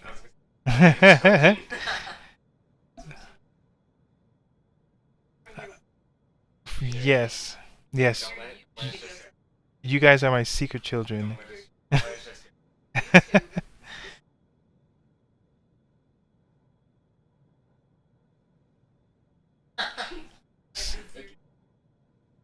Sweet. Alright, so here, landing lights off.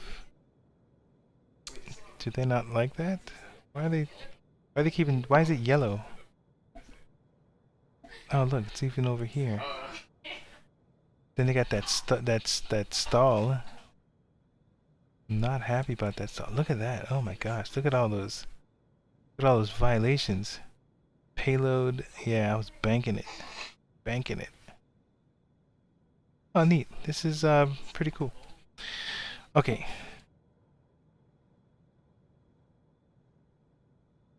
Alright, so 30%. It's good to know. I need to keep track of that.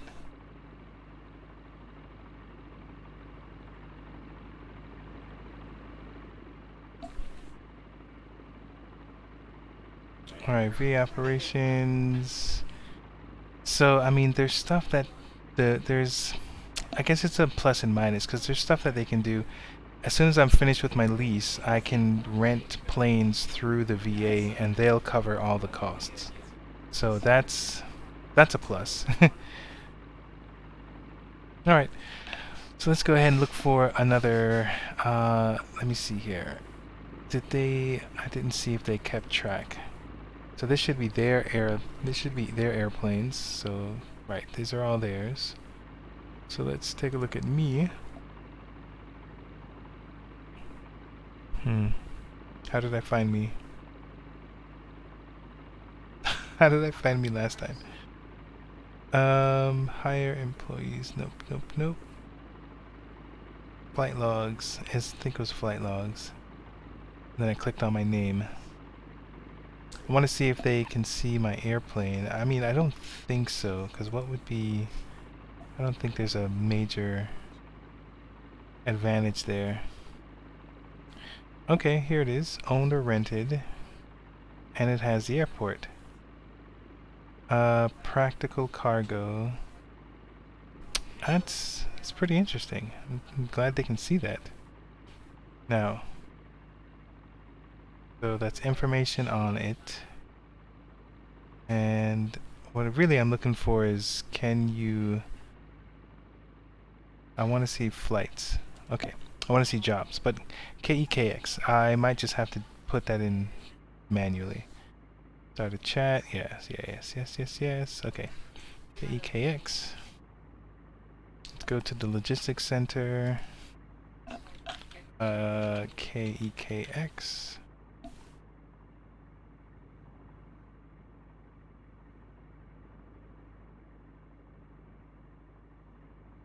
Alright, let's see what's going on here. There goes that 1600. Another fragile payload. I do like this one though, this rescue mission. What does that do? 68 nautical miles? I don't know if I like that.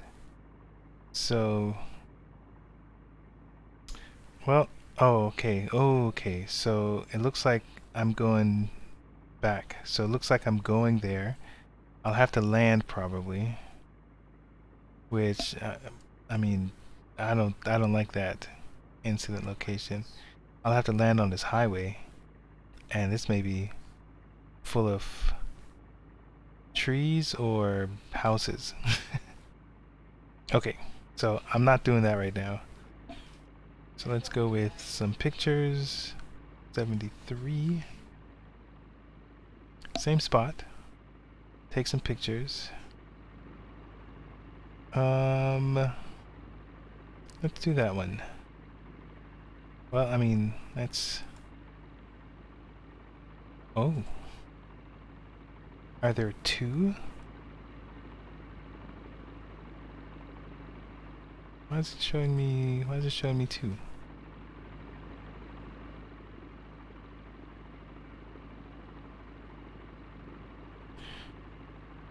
There are two.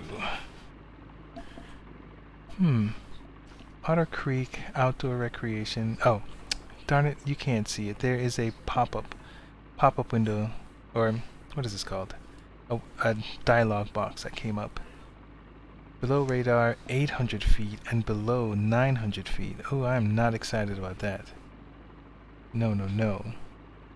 That is really low. Let's see about this one.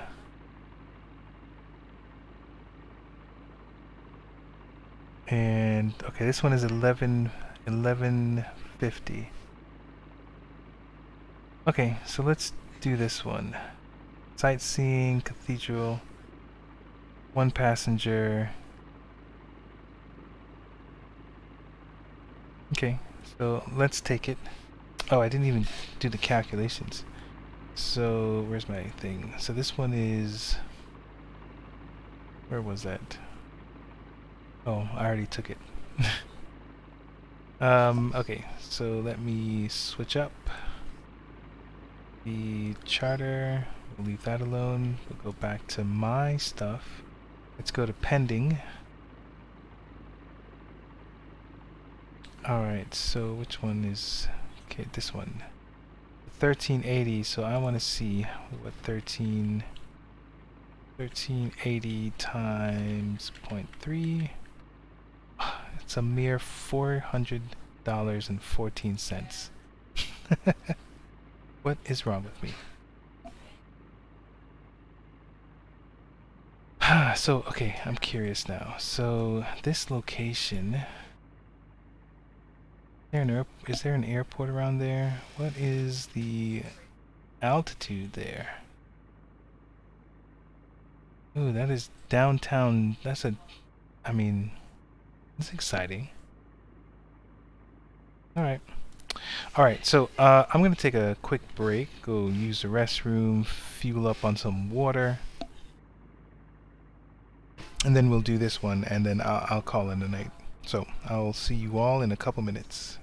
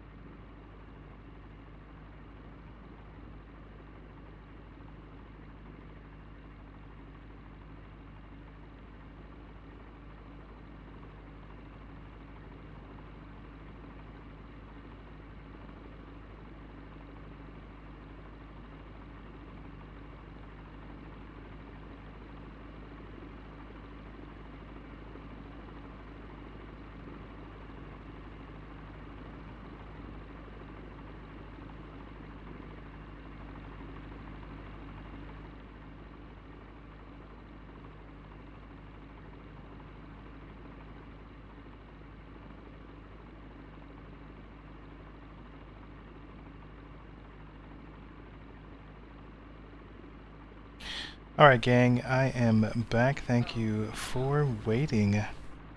So let's go ahead and let's go back to some flight planning here and figure out what we're doing. Alright, so we're going to do the sightseeing one, and I need to be at 1150 feet, which I think is doable. And I need to stay there for 120 seconds. So, okay. So I believe I'm going in the direction of 13 degrees. So I'll put that on the heading indicator. And we'll go with that. So let me start this flight. And then we'll try and validate some stuff. I'll change the offset so that I'm doing this in the daytime. Alright, so let me see here. Initial fuel is 33 gallons. Do I have that? How much gas do I have? I mean, roughly, yeah. I've got 15 and 17, so yeah, roughly 33. Alright, cool. So 33. So, I mean, we have plenty of space. So I don't need to worry about that. Yeah, I think the fuel is fine.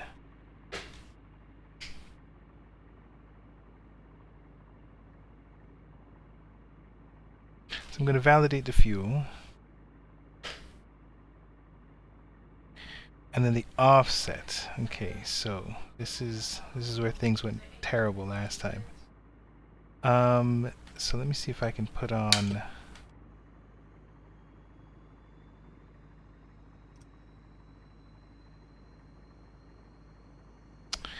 No, that doesn't help me. Let's go with real time. Turn that. So let me save some of my battery. Okay, so let's go with real time. So right now I've got 21:53, which is 9:53. So let's just round up and say 10 o'clock. 10 o'clock, you add 4 hours to that. That's 2 is 12, and so it's 2 o'clock Zulu time. So let's say if I go 12 hours ahead, that'll be 2 o'clock or 1400. If I minus 4, that'll bring me back to like 10 o'clock in the morning. So let's go with 1400.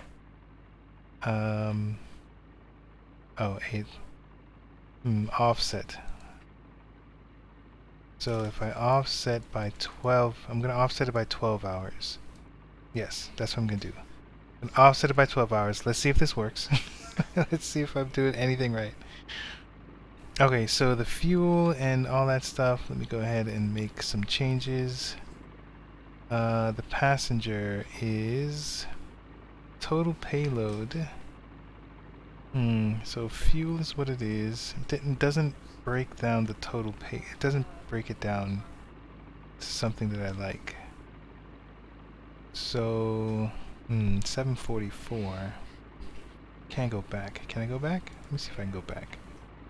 Oh, I can't go back. Let's resume. Oh no. How do I go back?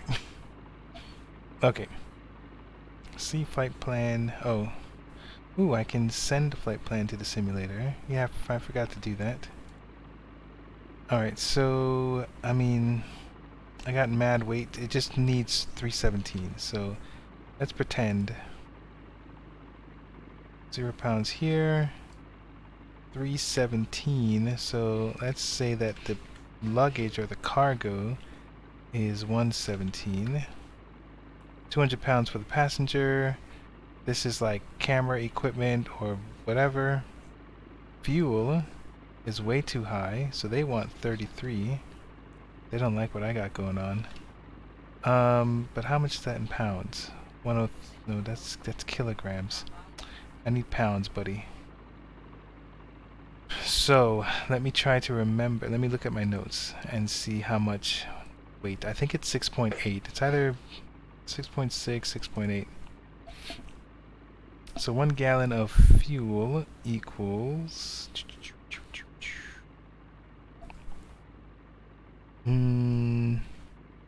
Pounds. 6. 6 pounds. Okay. So, where is the app?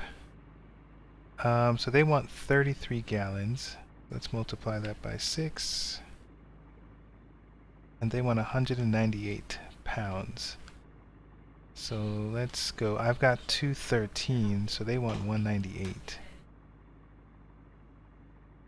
I got 199 is what I got, so let's see if that suffices. Yes, that works. So greens all the way.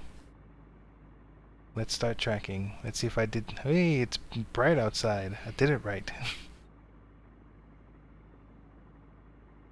Alright, cool. And 13 degrees is where I'm supposed to be going. Okay, so got that right. We're in the daytime. And let me see if I can see anything around here. Oh, look at all that parking down there. And this is where I park.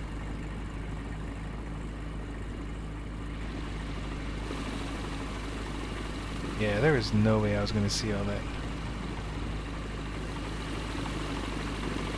This plane is noisy. Okay, go ahead and close this up. It's a noisy plane. Don't know what he's doing.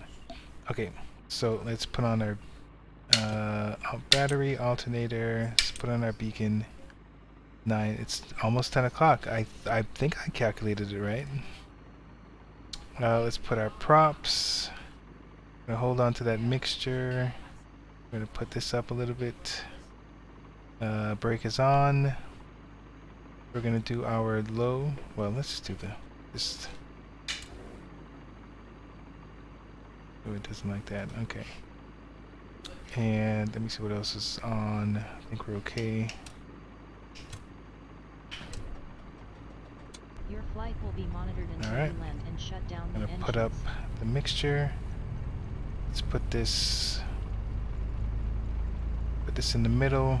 So for the throttle, I'm trying to put it somewhere. I'm trying to put the manifold pressure like in the middle of 15 and 20, and that'll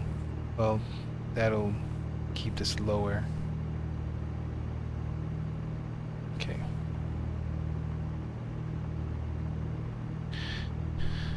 Alright, good deal. So let's see. Oil temperature, so this was kind of turned off for a minute. This is fine. Let's turn off the fuel pump.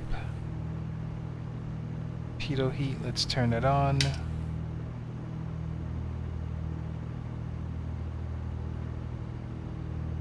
Make sure that nothing's popped out. 1228, so all of this is still set. Okay, so I think we're good.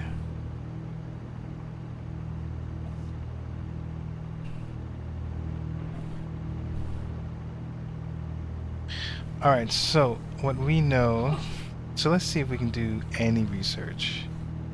Let me see if I can get my map.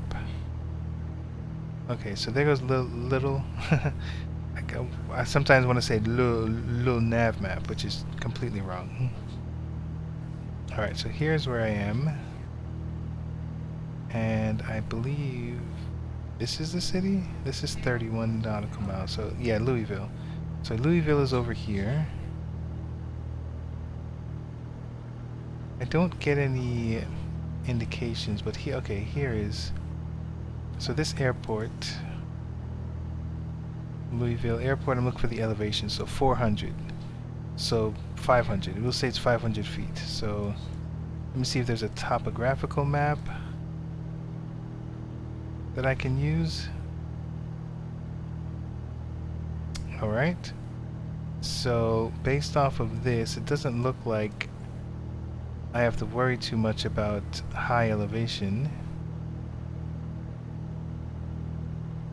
Should be okay. Is there another topo? Terrain. Oh, that one's better. So that looks kind of flat. I'm assuming this has some sort of bulge over here in this area. Seems clean. Okay, right. So yeah, so this seems good. So 1100 feet seems decent. All right, cool. So let's do it. Let me see here. So let me put on back this econ. Let's take a look at the flight sim. So I'll need to register my flight again. So, ooh, there's interesting weather. Louisville's over here. So let me look at my right and see if I can see that weather. I guess it's the clouds. Yeah.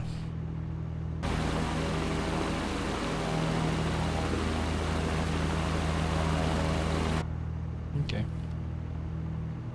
Oh, that's funny. I was trying to look, but you guys couldn't even see what I was looking at because I still had the overlay on. Oh, buddy. All right, so now with flight planning, still connected to VATSIM. Let me flight plan. Departure is now KEKX.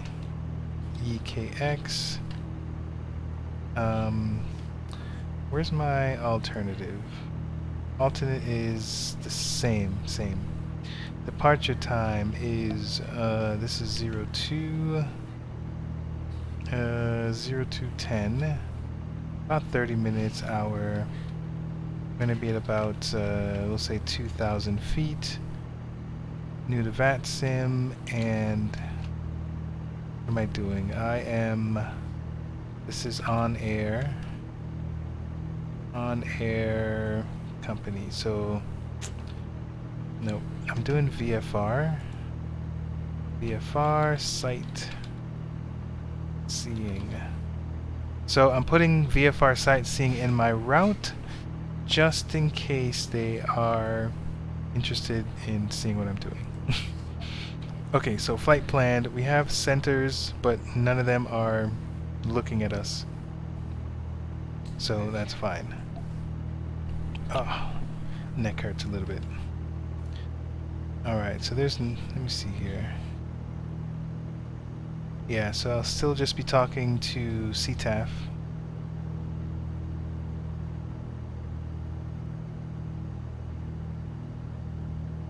Okay. And I do know that I'm headed north 13 degrees. Is that right? I guess. Maybe just, yeah. So north 13 degrees.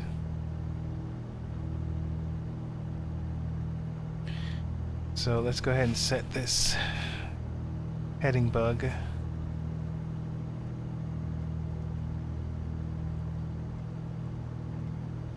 Just to give us some context here.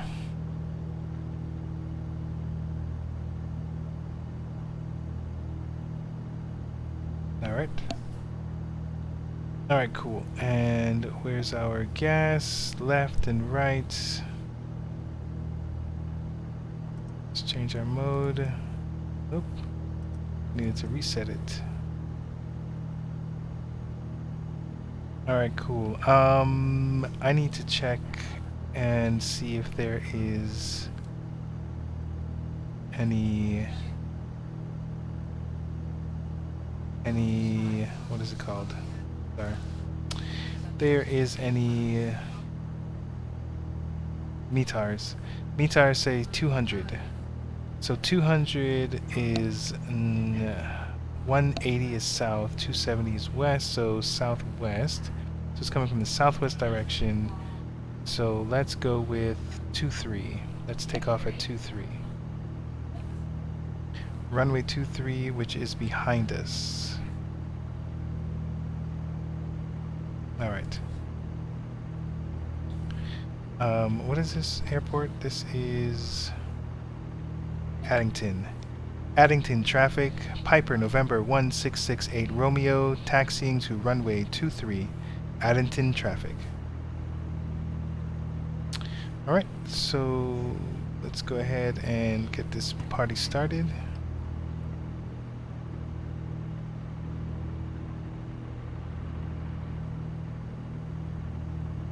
So we can look at the heading indicator. No, wait, let me just...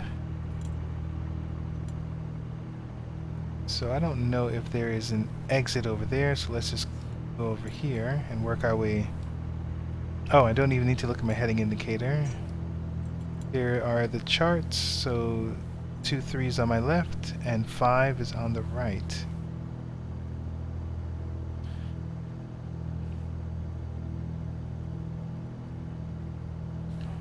So I'm gonna turn my engine down a little bit. Let's turn on my landing lights. Strobe and nav. What else do I have? Nothing else.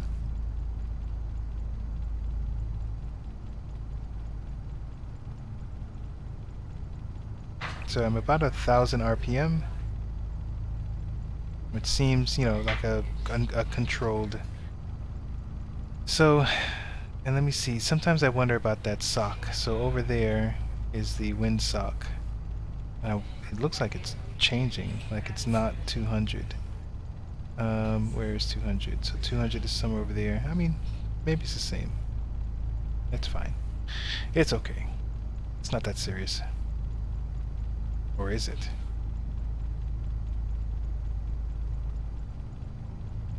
What I should do is look at my map and see if there is a VOR, if there's a DME or VOR in that direction.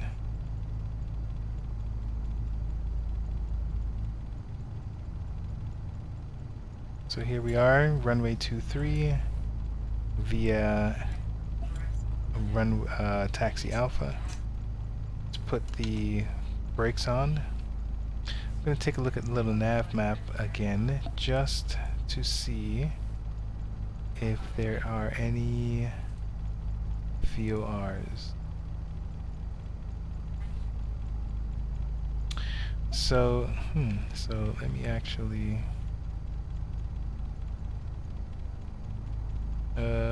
which one? Nope.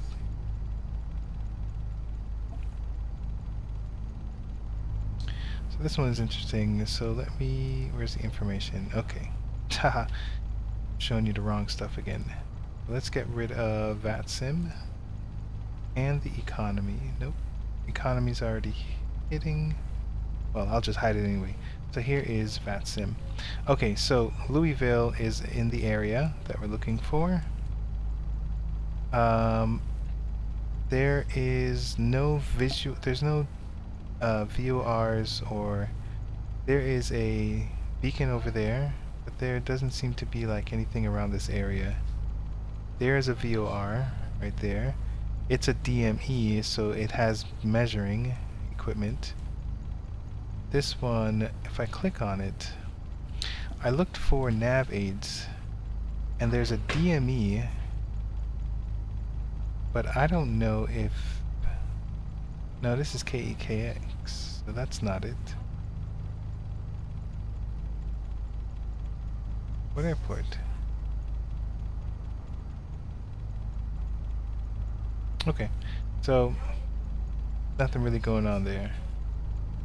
So I could use this DME, this VOR, just to, I guess, you know, show I'm in the right direction. So we'll see. 11950. So let's get back into the game. Let's change it to, let's change our nav to, oops, 119, I think it was 50. Oh, doesn't go that high.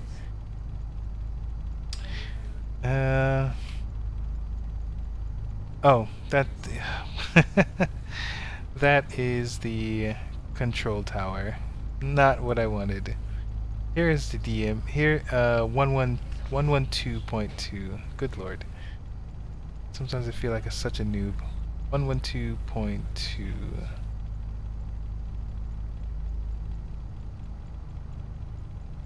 Okay. So there we got that going on there.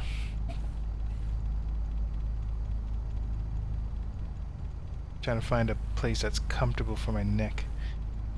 Alright. So let's get our flaps up. We have all our lights on. Yes. Let's verify our trim, because this always gets me sometimes. Haha, always and sometimes. So contradictory. So let's go here before takeoff. Battery, alternator, strobes, landing. Yes, I do have my boost pump off. Select the tank, mixture, all that stuff. Flaps, trims, cabin doors. Yep. Takeoff, parking brake, throttle, rudder. Airspeed indicator 70. Okay. Climbing. Flaps up above 300 feet. Where am I now? I'm at around 700. So when I get to 1,000, should be around 97. But I really don't pay attention. I think I'm paying attention more to my vertical speed indicator. I should set my props to 25 because it usually. Oh, that seems to be the max. That seems to be where it is anyway. Do not exceed 41. Yeah, because it will break. It will break the engine. Okay. Alright, cool. So this is runway 23. This is Addington. Addington traffic, Piper, November 1668 Romeo. Ready for takeoff, runway 23. Addington traffic. Alright, so let's start this. And let's get out there.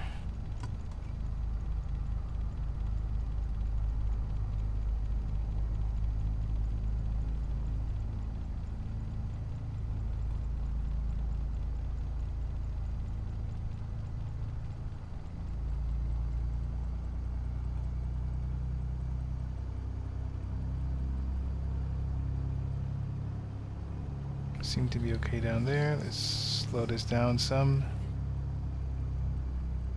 Let's get onto this runway.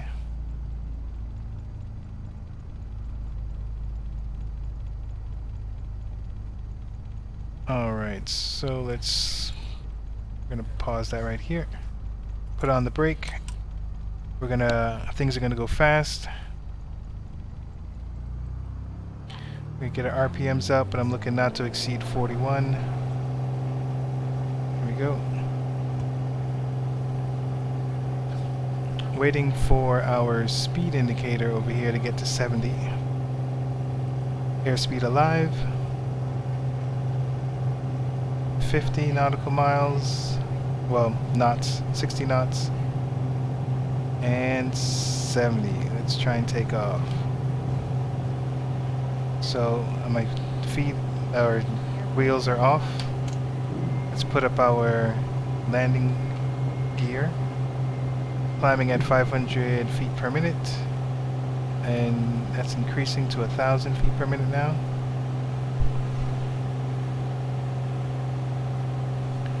Alright, let's put the flaps up. Okay. Let's go ahead and turn to the right in a controlled manner. So this yoke's a little sticky, so I gotta be careful sometimes. Let's go ahead and turn. Now that we have a passenger, we want to be careful about that. I'm gonna put my RPMs down just a little bit. I want to get to that 13 degrees.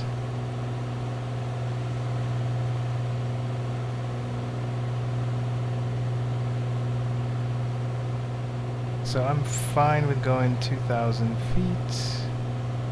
Well, it seems a little bumpy. Maybe 3,000 feet is better.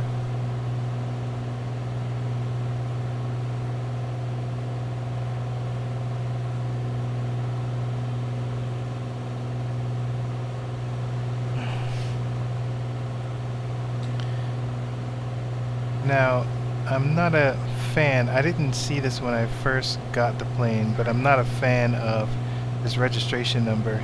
It looks like an offensive word, and I don't know if that was done on purpose. So every time I say it, I'm like, oh man. Alright, so I'm hitting 2,300 feet.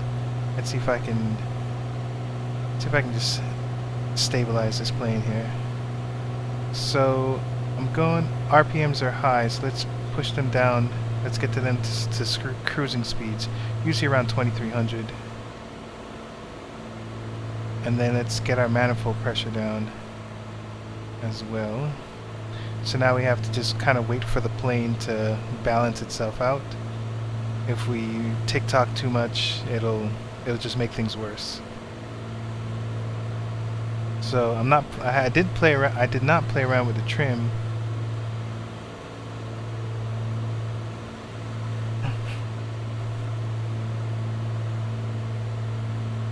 Alright, going a little high, so let me lower this pitch a little bit.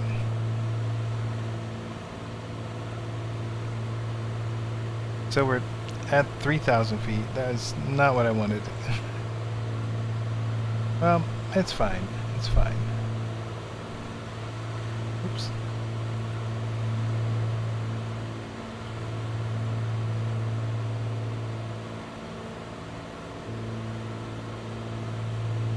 Sorry about the erratic behavior. I was trying to look behind me in real life. Not a bad area. Scenic. So 30 nautical miles out, 15-minute ride.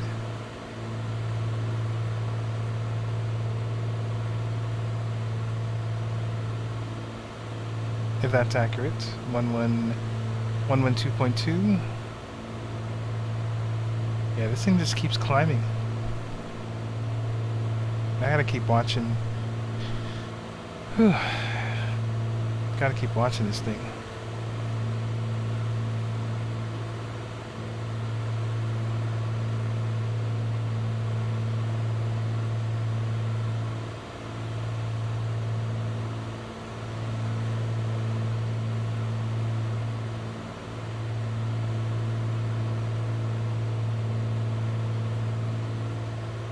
You know what? I did not look at the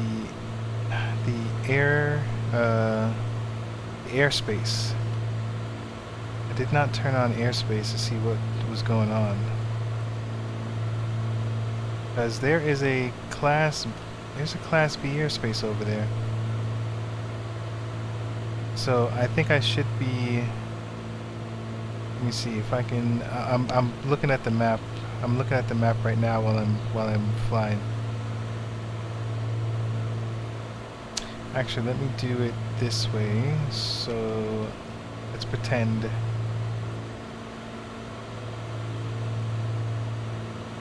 Let's pretend that we're using this stuff here. So that was KEKX. So we're flying north over here. So we've got 4,500 feet, 22 to 4,500. So I don't really think there's anything we can do. I mean, I don't think anyone's going to bother us about it.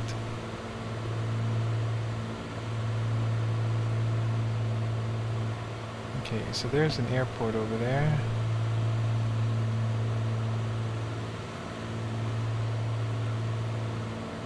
I'm 4,000 feet.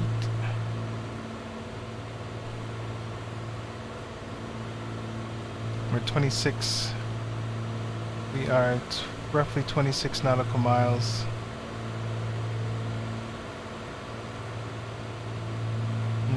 Look, I'm seeing some limitations with my track IR. Keep trying to get over here. This thing's bothering me today. I don't have it set right.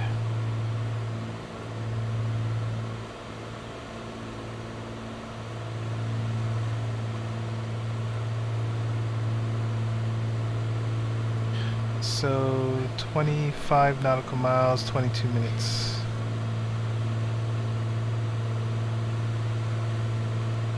So let's try and get down.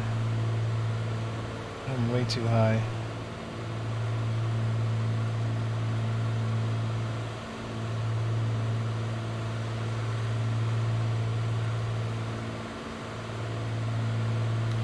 So there is a river.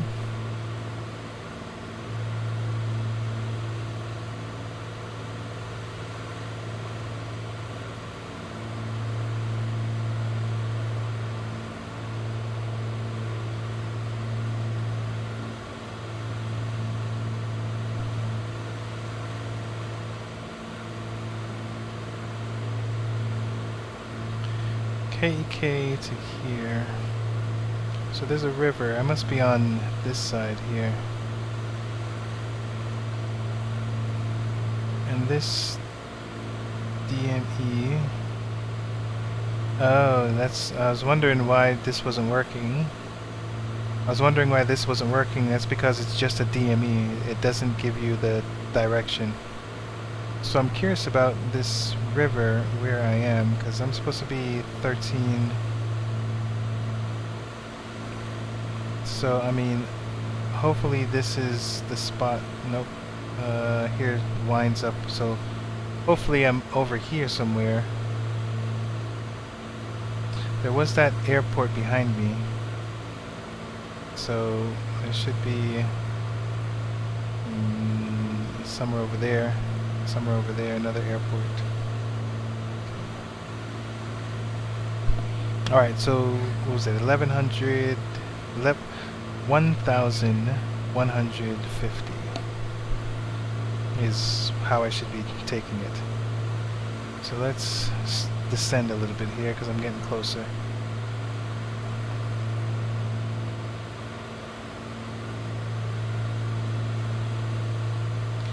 Let's try and stay at least 500 feet per minute. At least.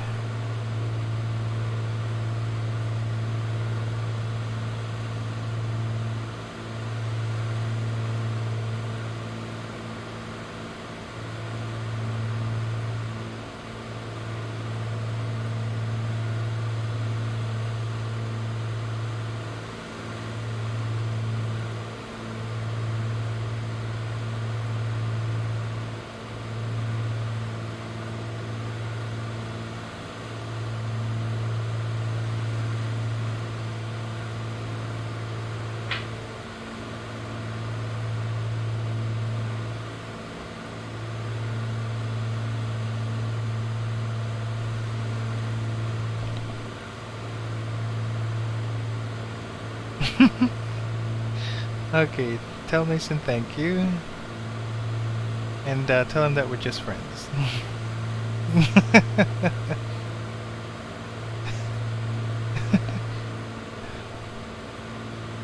Tell Mason that he has to follow me on YouTube and all my social media, and then we'll be besties.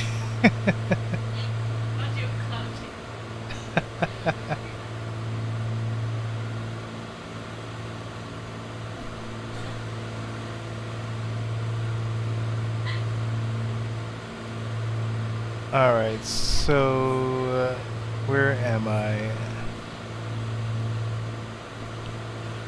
Well, I guess I'll look back at this map. You know what? There is a beacon that's behind me. I don't know if that's important. Well, I mean, I can use it as kind of... no, it's fine. It's fine.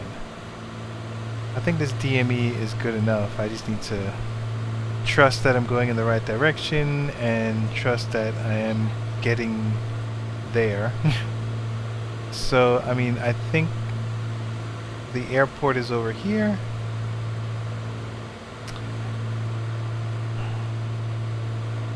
At this point, I could look at the OnAir to see if I'm headed in the right direction. But I don't want to. I want to do this on my own. Even though I didn't plan it properly.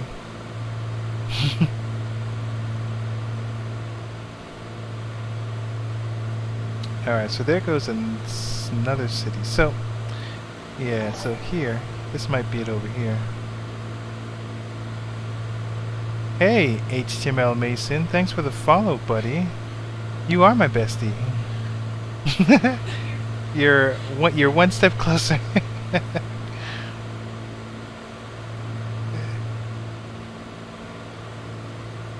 Alright, so right now I am... so right now I'm doing a flight for OnAir Company. and I am doing a sightseeing tour. So I need to get to a particular location and then circle it at a particular altitude. In this case, it's 1,150 feet, so that people can take pictures. I'm not a flight stick per se. I am using a yoke. I'm using Team City? No. Turtle Beach. I'm using Turtle Beach's what is this thing called? Velocity 1. I'm using the Velocity 1 flight system. So it's a yoke with a throttle.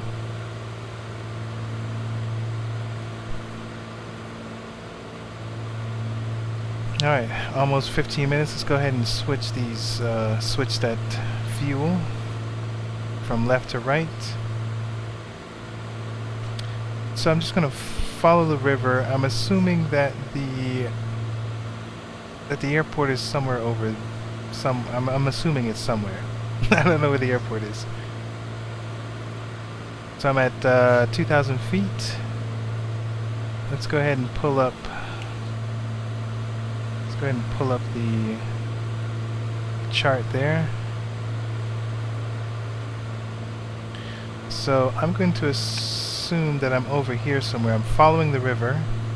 So I'm assuming that I'm over here, and I believe my spot is over here.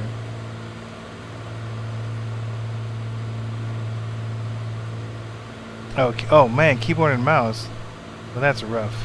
I'm using so it's called a yoke, and the other parts there's a throttle that helps you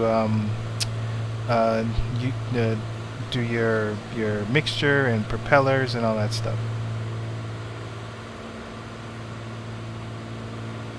There we is. So I was far off. So there it is over on the side there.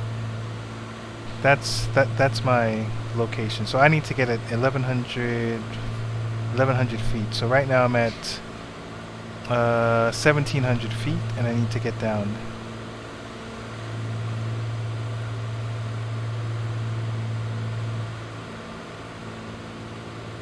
Ooh, this is actually difficult now that I'm thinking about it. So let's slow down a little bit,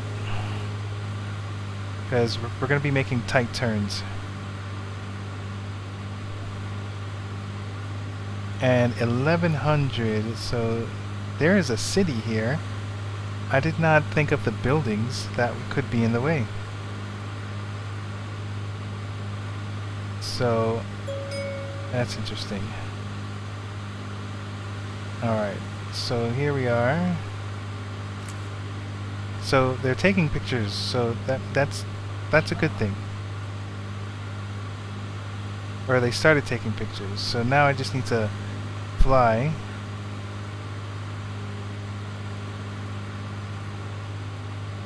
Without hitting these buildings.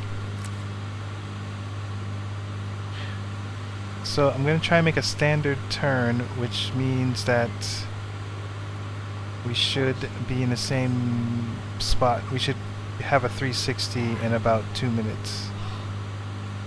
So I can't see the ground, but our guests apparently can.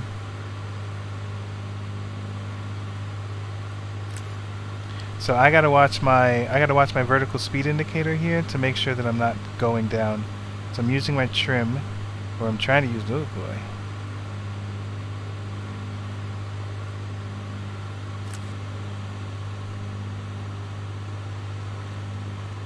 So I'm using my trim, and I'm trying to. I gotta watch a couple things here. The vertical speed, make sure that I'm not going too far down. My speed, so that I don't stall. Right now it seems stable. They want me to stay here for 120 seconds, so that's 2 minutes. I'm supposed to fly in a circle for 2 minutes. And this seems doable. Alright, I think I got it. Where am I right now? I'm in, this is the city of Louisville. I believe that's in Kentucky. I really don't know. I didn't pay attention in school. All right, good deal. So now we got. I heard an okay. So now let's go ahead and get these guys back home. So we did it. Let me take a look. Yep.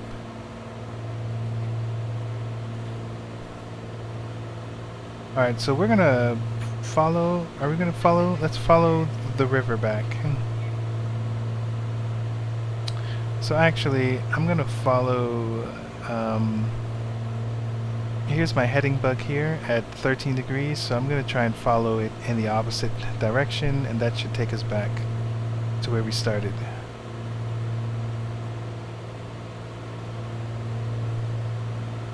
So those people got their pictures, they got what they needed.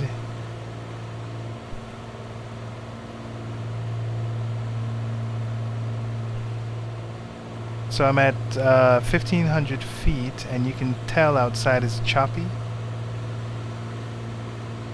So I'm gonna go ahead and try and gain some altitude. I'm gonna try and gain some altitude and get to like 4,000 feet. Things should be a little smoother up there. So here is... ooh, okay, so here's my vertical speed indicator down at the bottom. Right over here. I'm climbing at 500 feet per minute. Here's 1,000 feet per minute. I'm at I just hit 2,000 feet. Or, yeah. So you want to try and keep it between 500 and 1,000.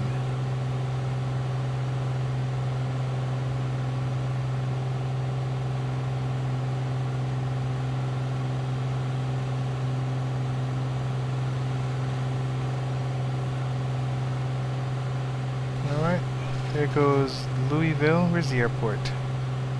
There it is. You can see that's an airplane over there. So the airport must be over there somewhere.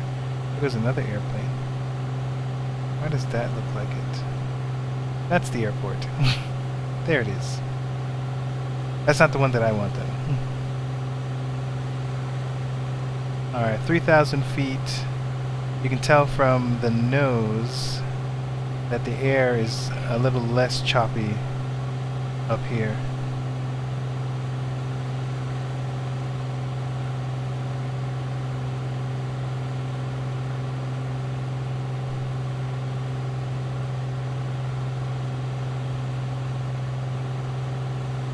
Alright, so we are headed back to our starting point. So I'm gonna try and find... I gotta control the plane and I'm looking at this map at the same time. Where did we start? Here we are. Yes, EKX. I'm looking for some navigational aid. This VOR, New Hope. 110.8. Let's go ahead and put that in there. Let's try and keep the plane steady. 110.8. Okay, let's see if it picks it up. Okay, so it does pick it up. It's about 32 nautical miles away. Let's go ahead and get ourselves aligned.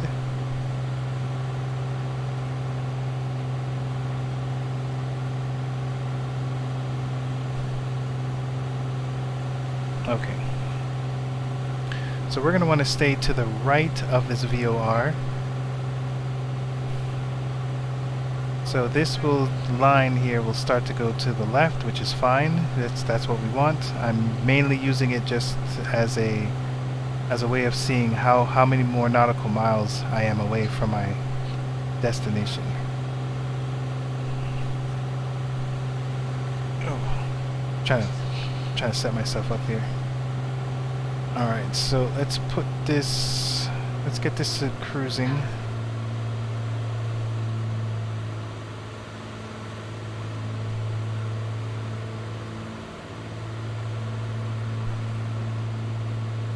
Alright, so right now this indicator shows me it's on the right hand side of me, so that means I'm on the left hand side of the VOR. I want to be on the opposite side.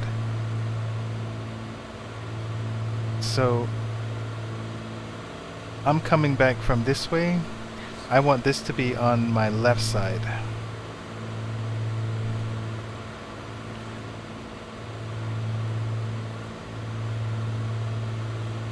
So I am keep climbing, man. I'm almost at 5,000 feet. I don't want to be that high.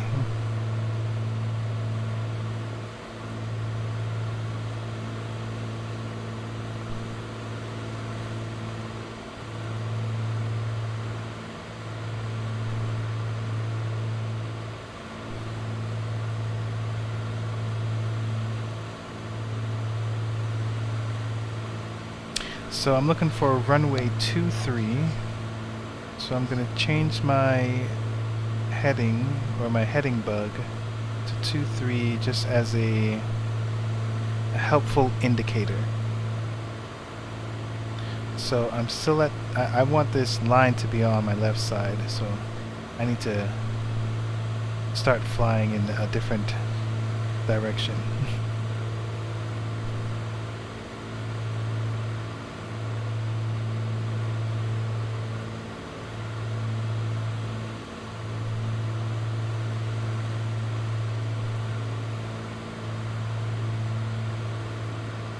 Okay, so there goes the river, and I remember this little bend here. So I think the airport is over there somewhere.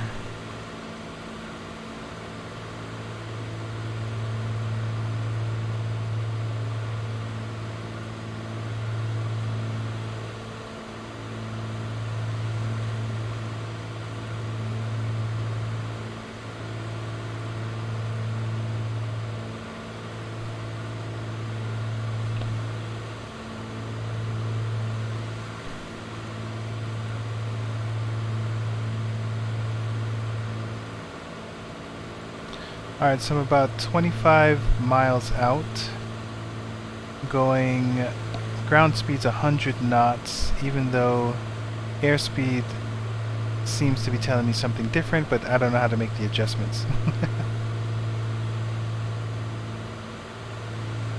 But I do want to start descending.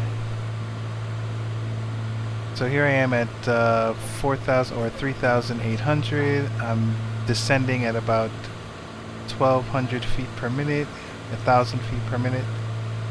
So because I have passengers, I should aim for like something comfortable.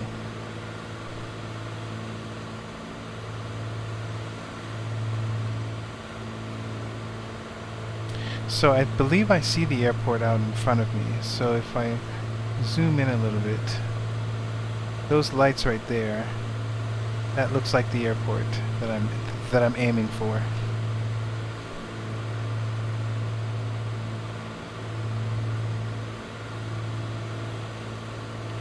Alright, let's take a look at my fuel. That and that, so we can still take from the right. Okay, so we're good there.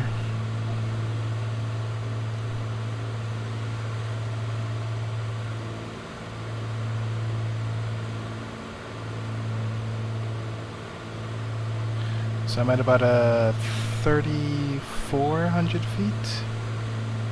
Want to keep descending. The airport, I need to be at a pattern of 800 feet altitude.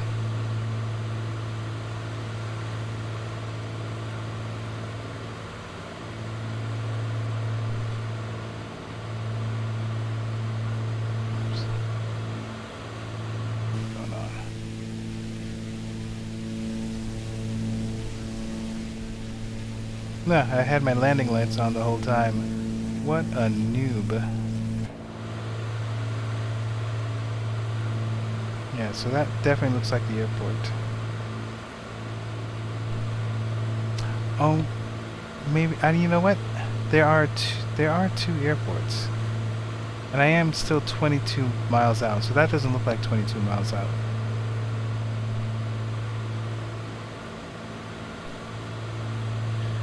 Let me see.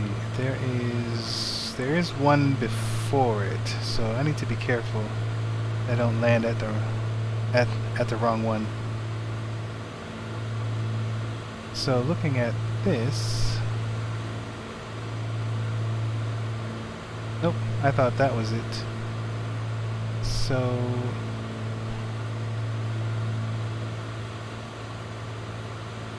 that's an airport. And maybe that's an airport? I don't know.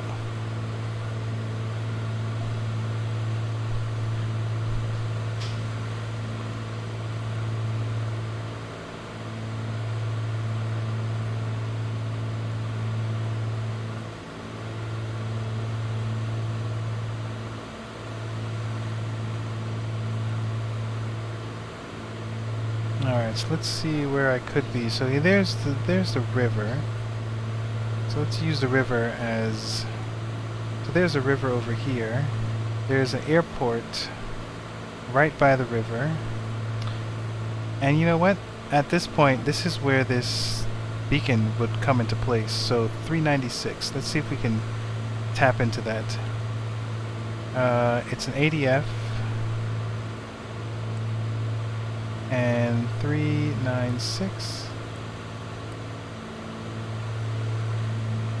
Okay, so 396.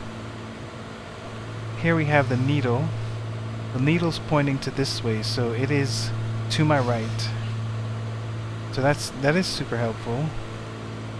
That lets me know that I am passing it. It's over here. So it's passing it, so I'm over here probably. So I need to keep going and looking in front of me for another airport.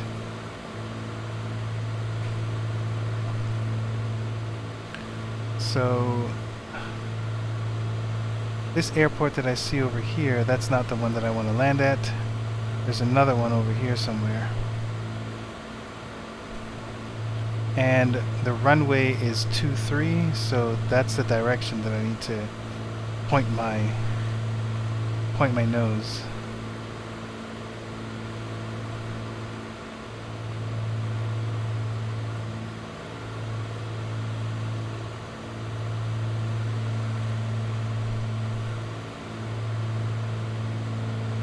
I mean, from the ground it seemed like a big enough airport that I couldn't miss it from the air.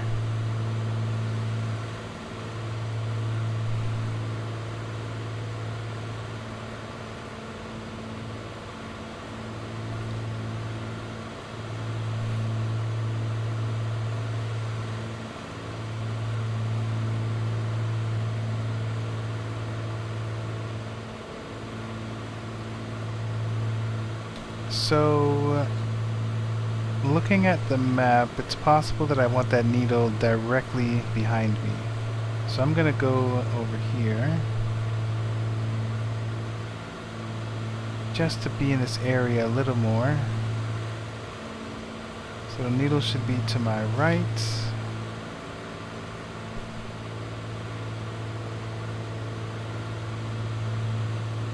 And I'm at 2,500 feet right now. So you can see outside is a little jittery, so that's some turbulence.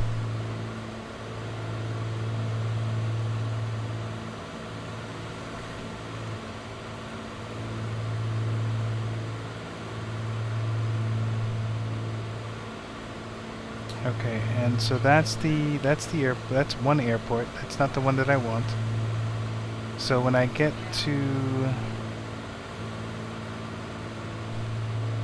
just below it, I'll turn to the left, and then I'll just keep heading south.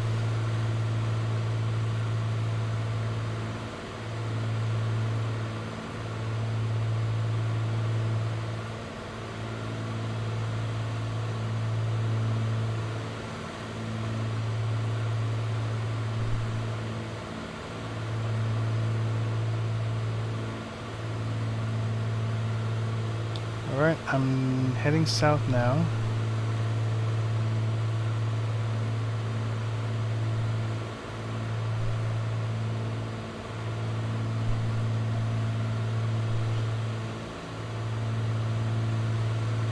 So airports are, I mean, I don't know, they're always difficult for me to find.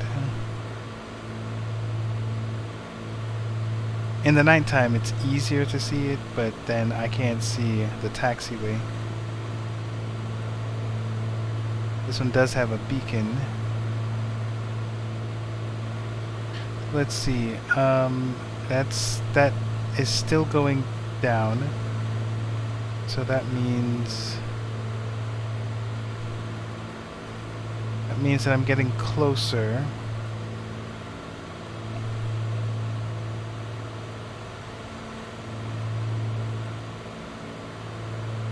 Okay, I saw something blimp. So there's the beacon, there's the light beacon. There's a beacon over there, so that's the airport. Alright, cool. I feel a little, I feel more comfortable.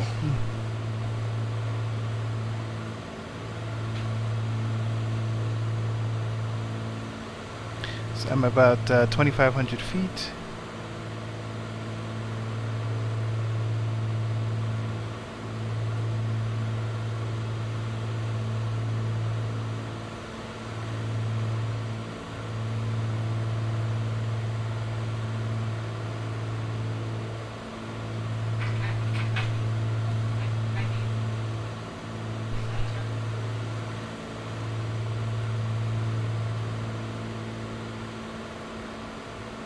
Alright, so as I was messing around, I lost the beacon. Hopefully it'll come up again.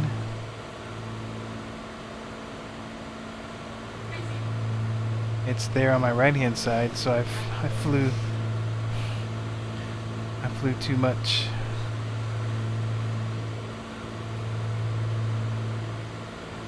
So this is Addington. I need to try to remember that.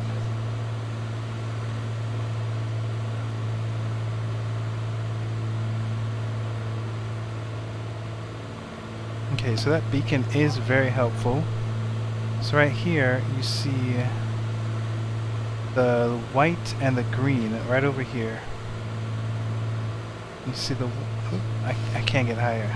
You see the white and the green lights. So that is super helpful.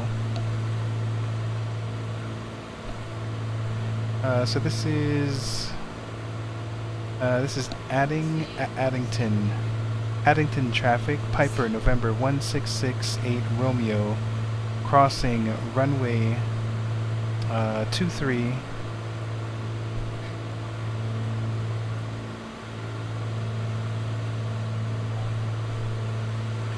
Alright, so I'm gonna cross the... So here is the airport. I'm gonna cross, do like a teardrop maneuver, and come back into the downwind pattern. So let's get the right altitude at 1,800 feet. I'm pretty high up. I'm at 25. I'm over 2,000 feet. So let's get down to 1,800.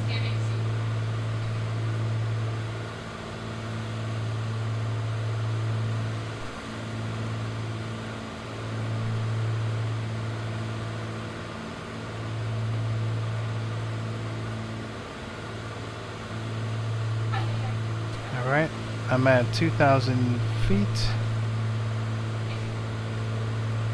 Let's slow this down some more so I can have a controlled approach.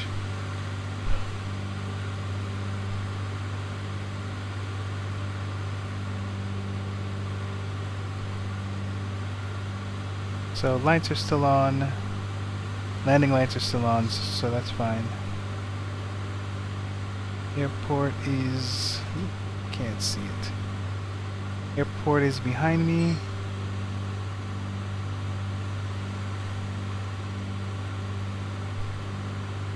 Addison traffic, Piper, November 1668 Romeo, intercepting downwind runway 23, Addison traffic. So I'm now going to do a maneuver called a teardrop, which is you kind of are turning back around. And I'm coming on the side of the runway, that the right side of the runway that I'm going to be landing at. So in this case, it's runway 23, which is, where is that runway? It's over there. I gotta watch my vertical speed. Okay. Addison traffic, Piper November 1668 Romeo, intercepting downwind runway 23, Addison traffic. So now I'm to the left or to the right of the runway. This is called downwind. I don't know why they call it downwind, but that's what they call it. So at this point I should be slowing down some more to get my landing gear going. So I'm at roughly 1800.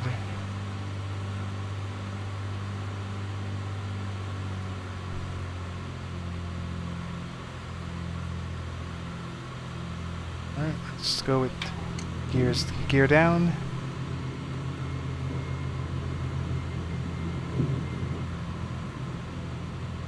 Let's get one of the flaps up.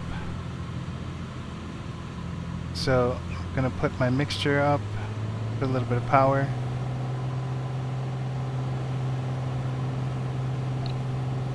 Addison traffic, November 1668 Romeo on final, runway 23.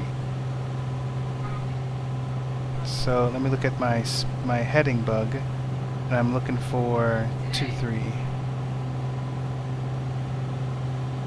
Ooh. There we go.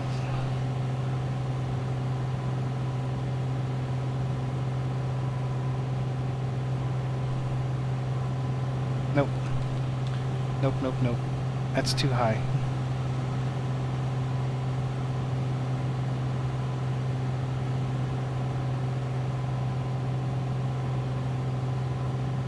So let's try this again, except I'm not going to do the pattern. I'm just going to wing it because I'm tired. Alright, so right now I'm trying to manage my altitude and my power. I'm at 1400 feet.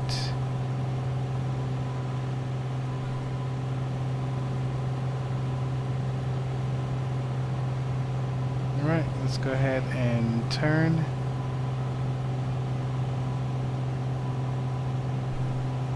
So I'm okay if I get lower because I think I'm too high.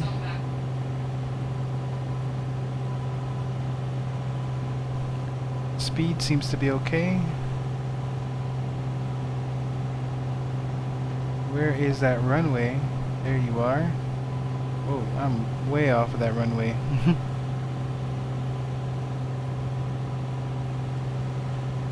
Alright, that was Addison traffic. There was a missed approach. I'm on final, runway 23, Piper November 1668 Romeo. Okay, so let's try this again. Put up another flap.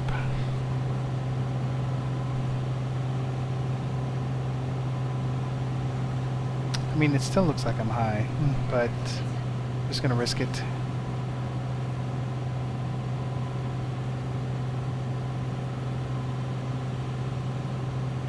Putting up flaps all the way. There we go. I've taken out all the power.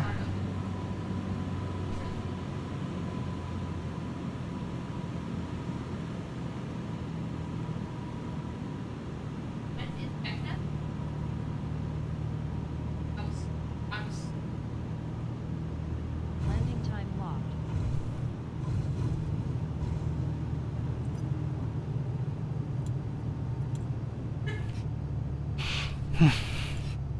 Oh man, okay. Let's put our flaps up. Let's get off of this runway. Glad we're on the ground.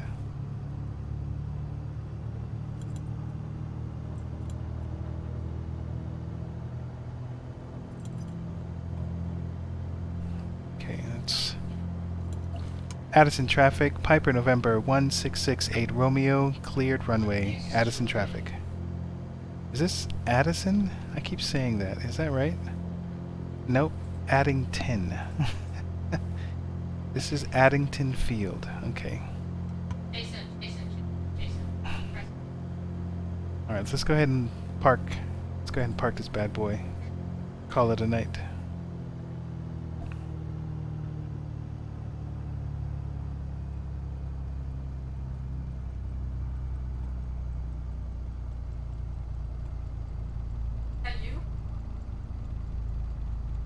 It looks like it's supposed to be on this side.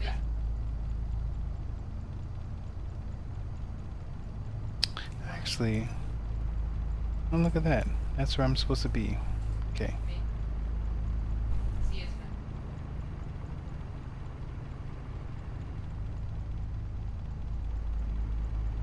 I'll come around, buddy.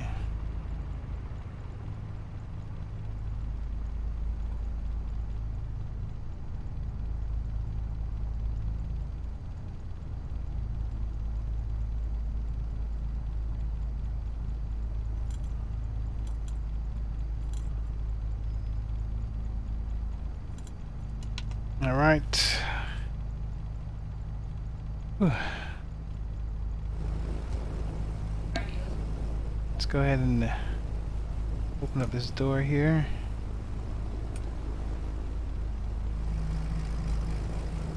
Let's shut this thing bad boy off. Let's take off the landing, strobe, nav, pitot heat, and we can take off the magneto, mixture, and nope, Engine off, propeller time and locked. mixture. Flight is finished. It Okay. has been monitored by OnAir. Set that.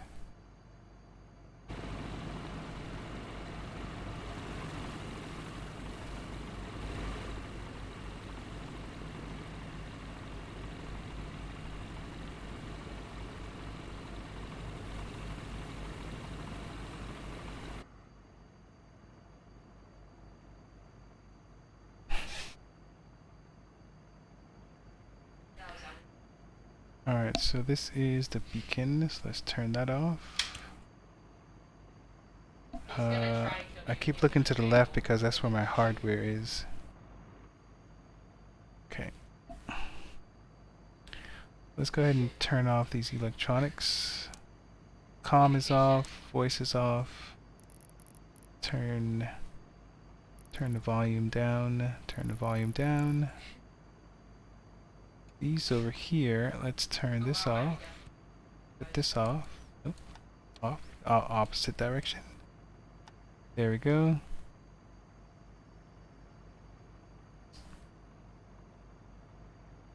Alright, everything is off.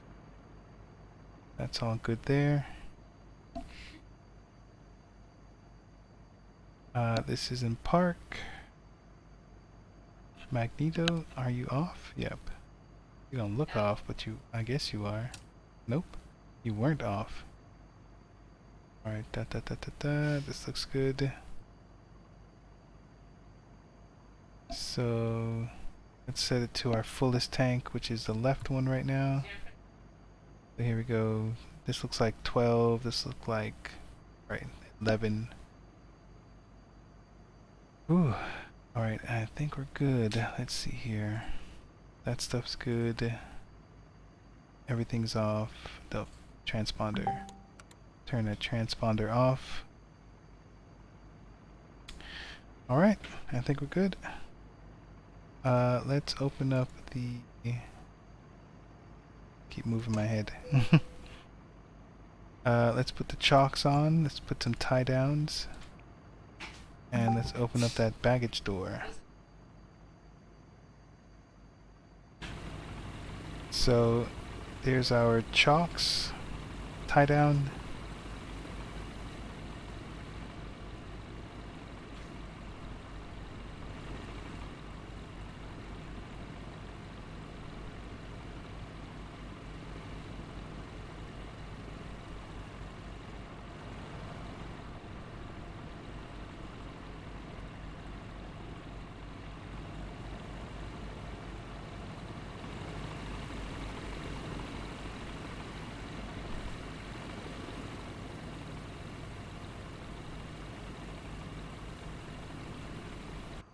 Alright.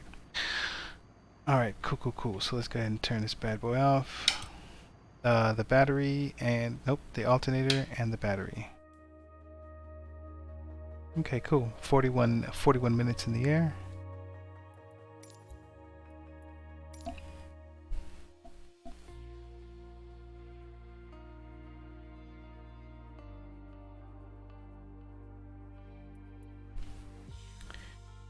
Alright, so let's check out...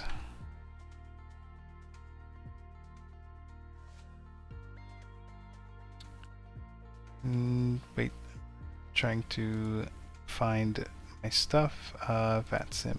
Let's unhide everything. Okay, so let's take a look at the Volanta. Let's take a look at this flight here. Look at this. It seems to be all over the place at the end. Alright, so it seems like when I first took off...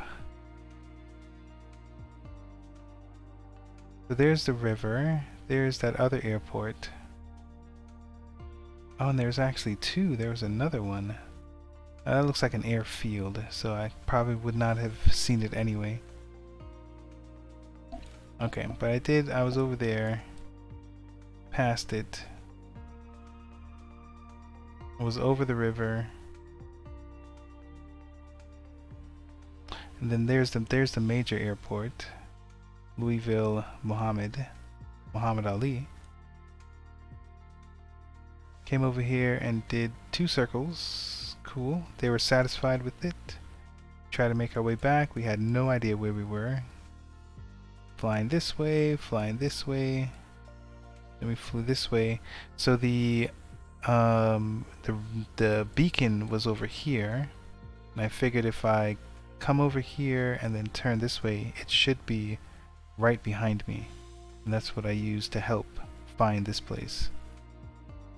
Then once we found this place, I tried to come in at I did do a teardrop, so that was cool.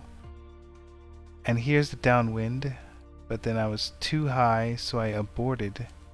I aborted that, and I didn't fly out. So here's the thing: what I was trying to do was fly out this way and then come back, and looked like I just flew out west, and then just came. It was very short. So even though I had the 2-3, I had the 2-3 bug here, I could have paid attention to that bug and just made sure that I was flying in the opposite direction. And I wasn't. Okay. Alright. Let's see. My landing was much better. The other one was like minus 400 and change. This one was minus 100. So that was better. Yeah. It was alright. It's okay. Alright, cool. So let's see what's next in this debrief. Looking for my tools again, so let's get rid of the VATSIM stuff. So let's take a look at OnAir. This is all normal stuff. I was working my way to level 3. Good lord, it's going to take forever. My XP was 22. Yeah, it's going to take forever. Is that right? Was my pay? I'll have to take a look at this, because that's surprising. Now, reputation went down because I was I didn't pay attention. Did I? I gotta look at my flight plan to see. So because I had a passenger in there, I banked too hard. It wasn't comfortable. Safety bonus, blah blah blah blah blah blah. Okay. Want to take a look at that flight plan. So here is VA. There it is. VA pays me $414. So I got chump change. I got to do like, I don't know, 3 or 4 more missions just to pay for my plane. Alright, let's take a look at my flight log. And this one. Is that the right one? Yeah. Let's take a look at that flight map. Alright, so this one, RPMs, power. I'll need to study that. So over here, so my bank was greater than 45 degrees over here. What about this one? Nothing going on there, but over here,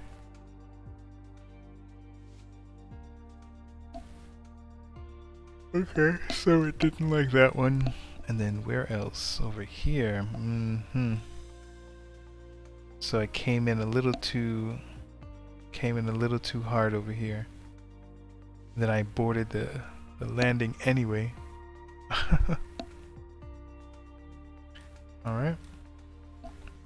What do we have going on over here?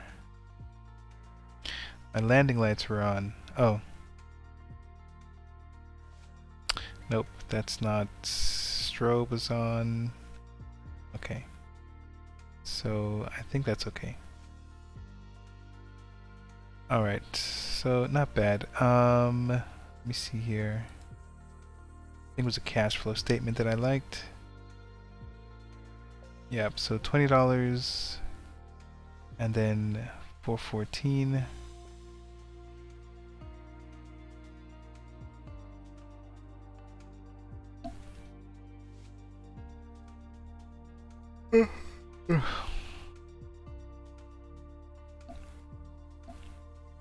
Let's see what these pending jobs are. So this one is, I think this one's generated by the game because it pays way too much. Oh, look at this one. Oh no, this is in a different, that's in a different state. That's in Kansas City. I think I would have to fly over there. I'd have to fly over there.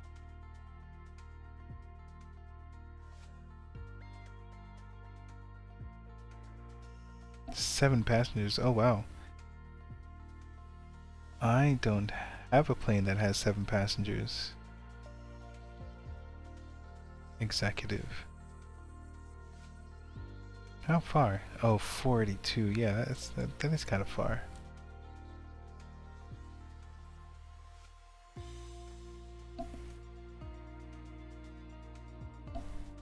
Oh, okay. Alright, cool. I think I'm good. I think I'm done. Alright, folks. Let's see here. Well, thanks for... Nope, that's not right.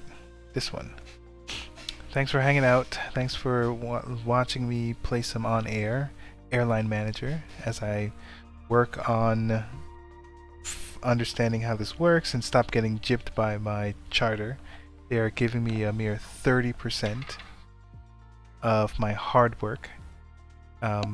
Maybe it'll make sense once I start utilizing them more, but looks like I'll have to find videos or something to understand how that works. Well, I'm streaming every Tuesday, GA Tuesday with the Pilot Club, general aviation flights, and then I try to stream whenever I can, doing some charter flights with OnAir, or if I'm doing something else with the Pilot Club. But you can check us out, see what we're doing at thepilotclub.org. We're on Discord, and it's a pretty active group. They keep me super busy, and I like that. Alright, well everyone, you have a good night, and I will see you some other time. Bye bye.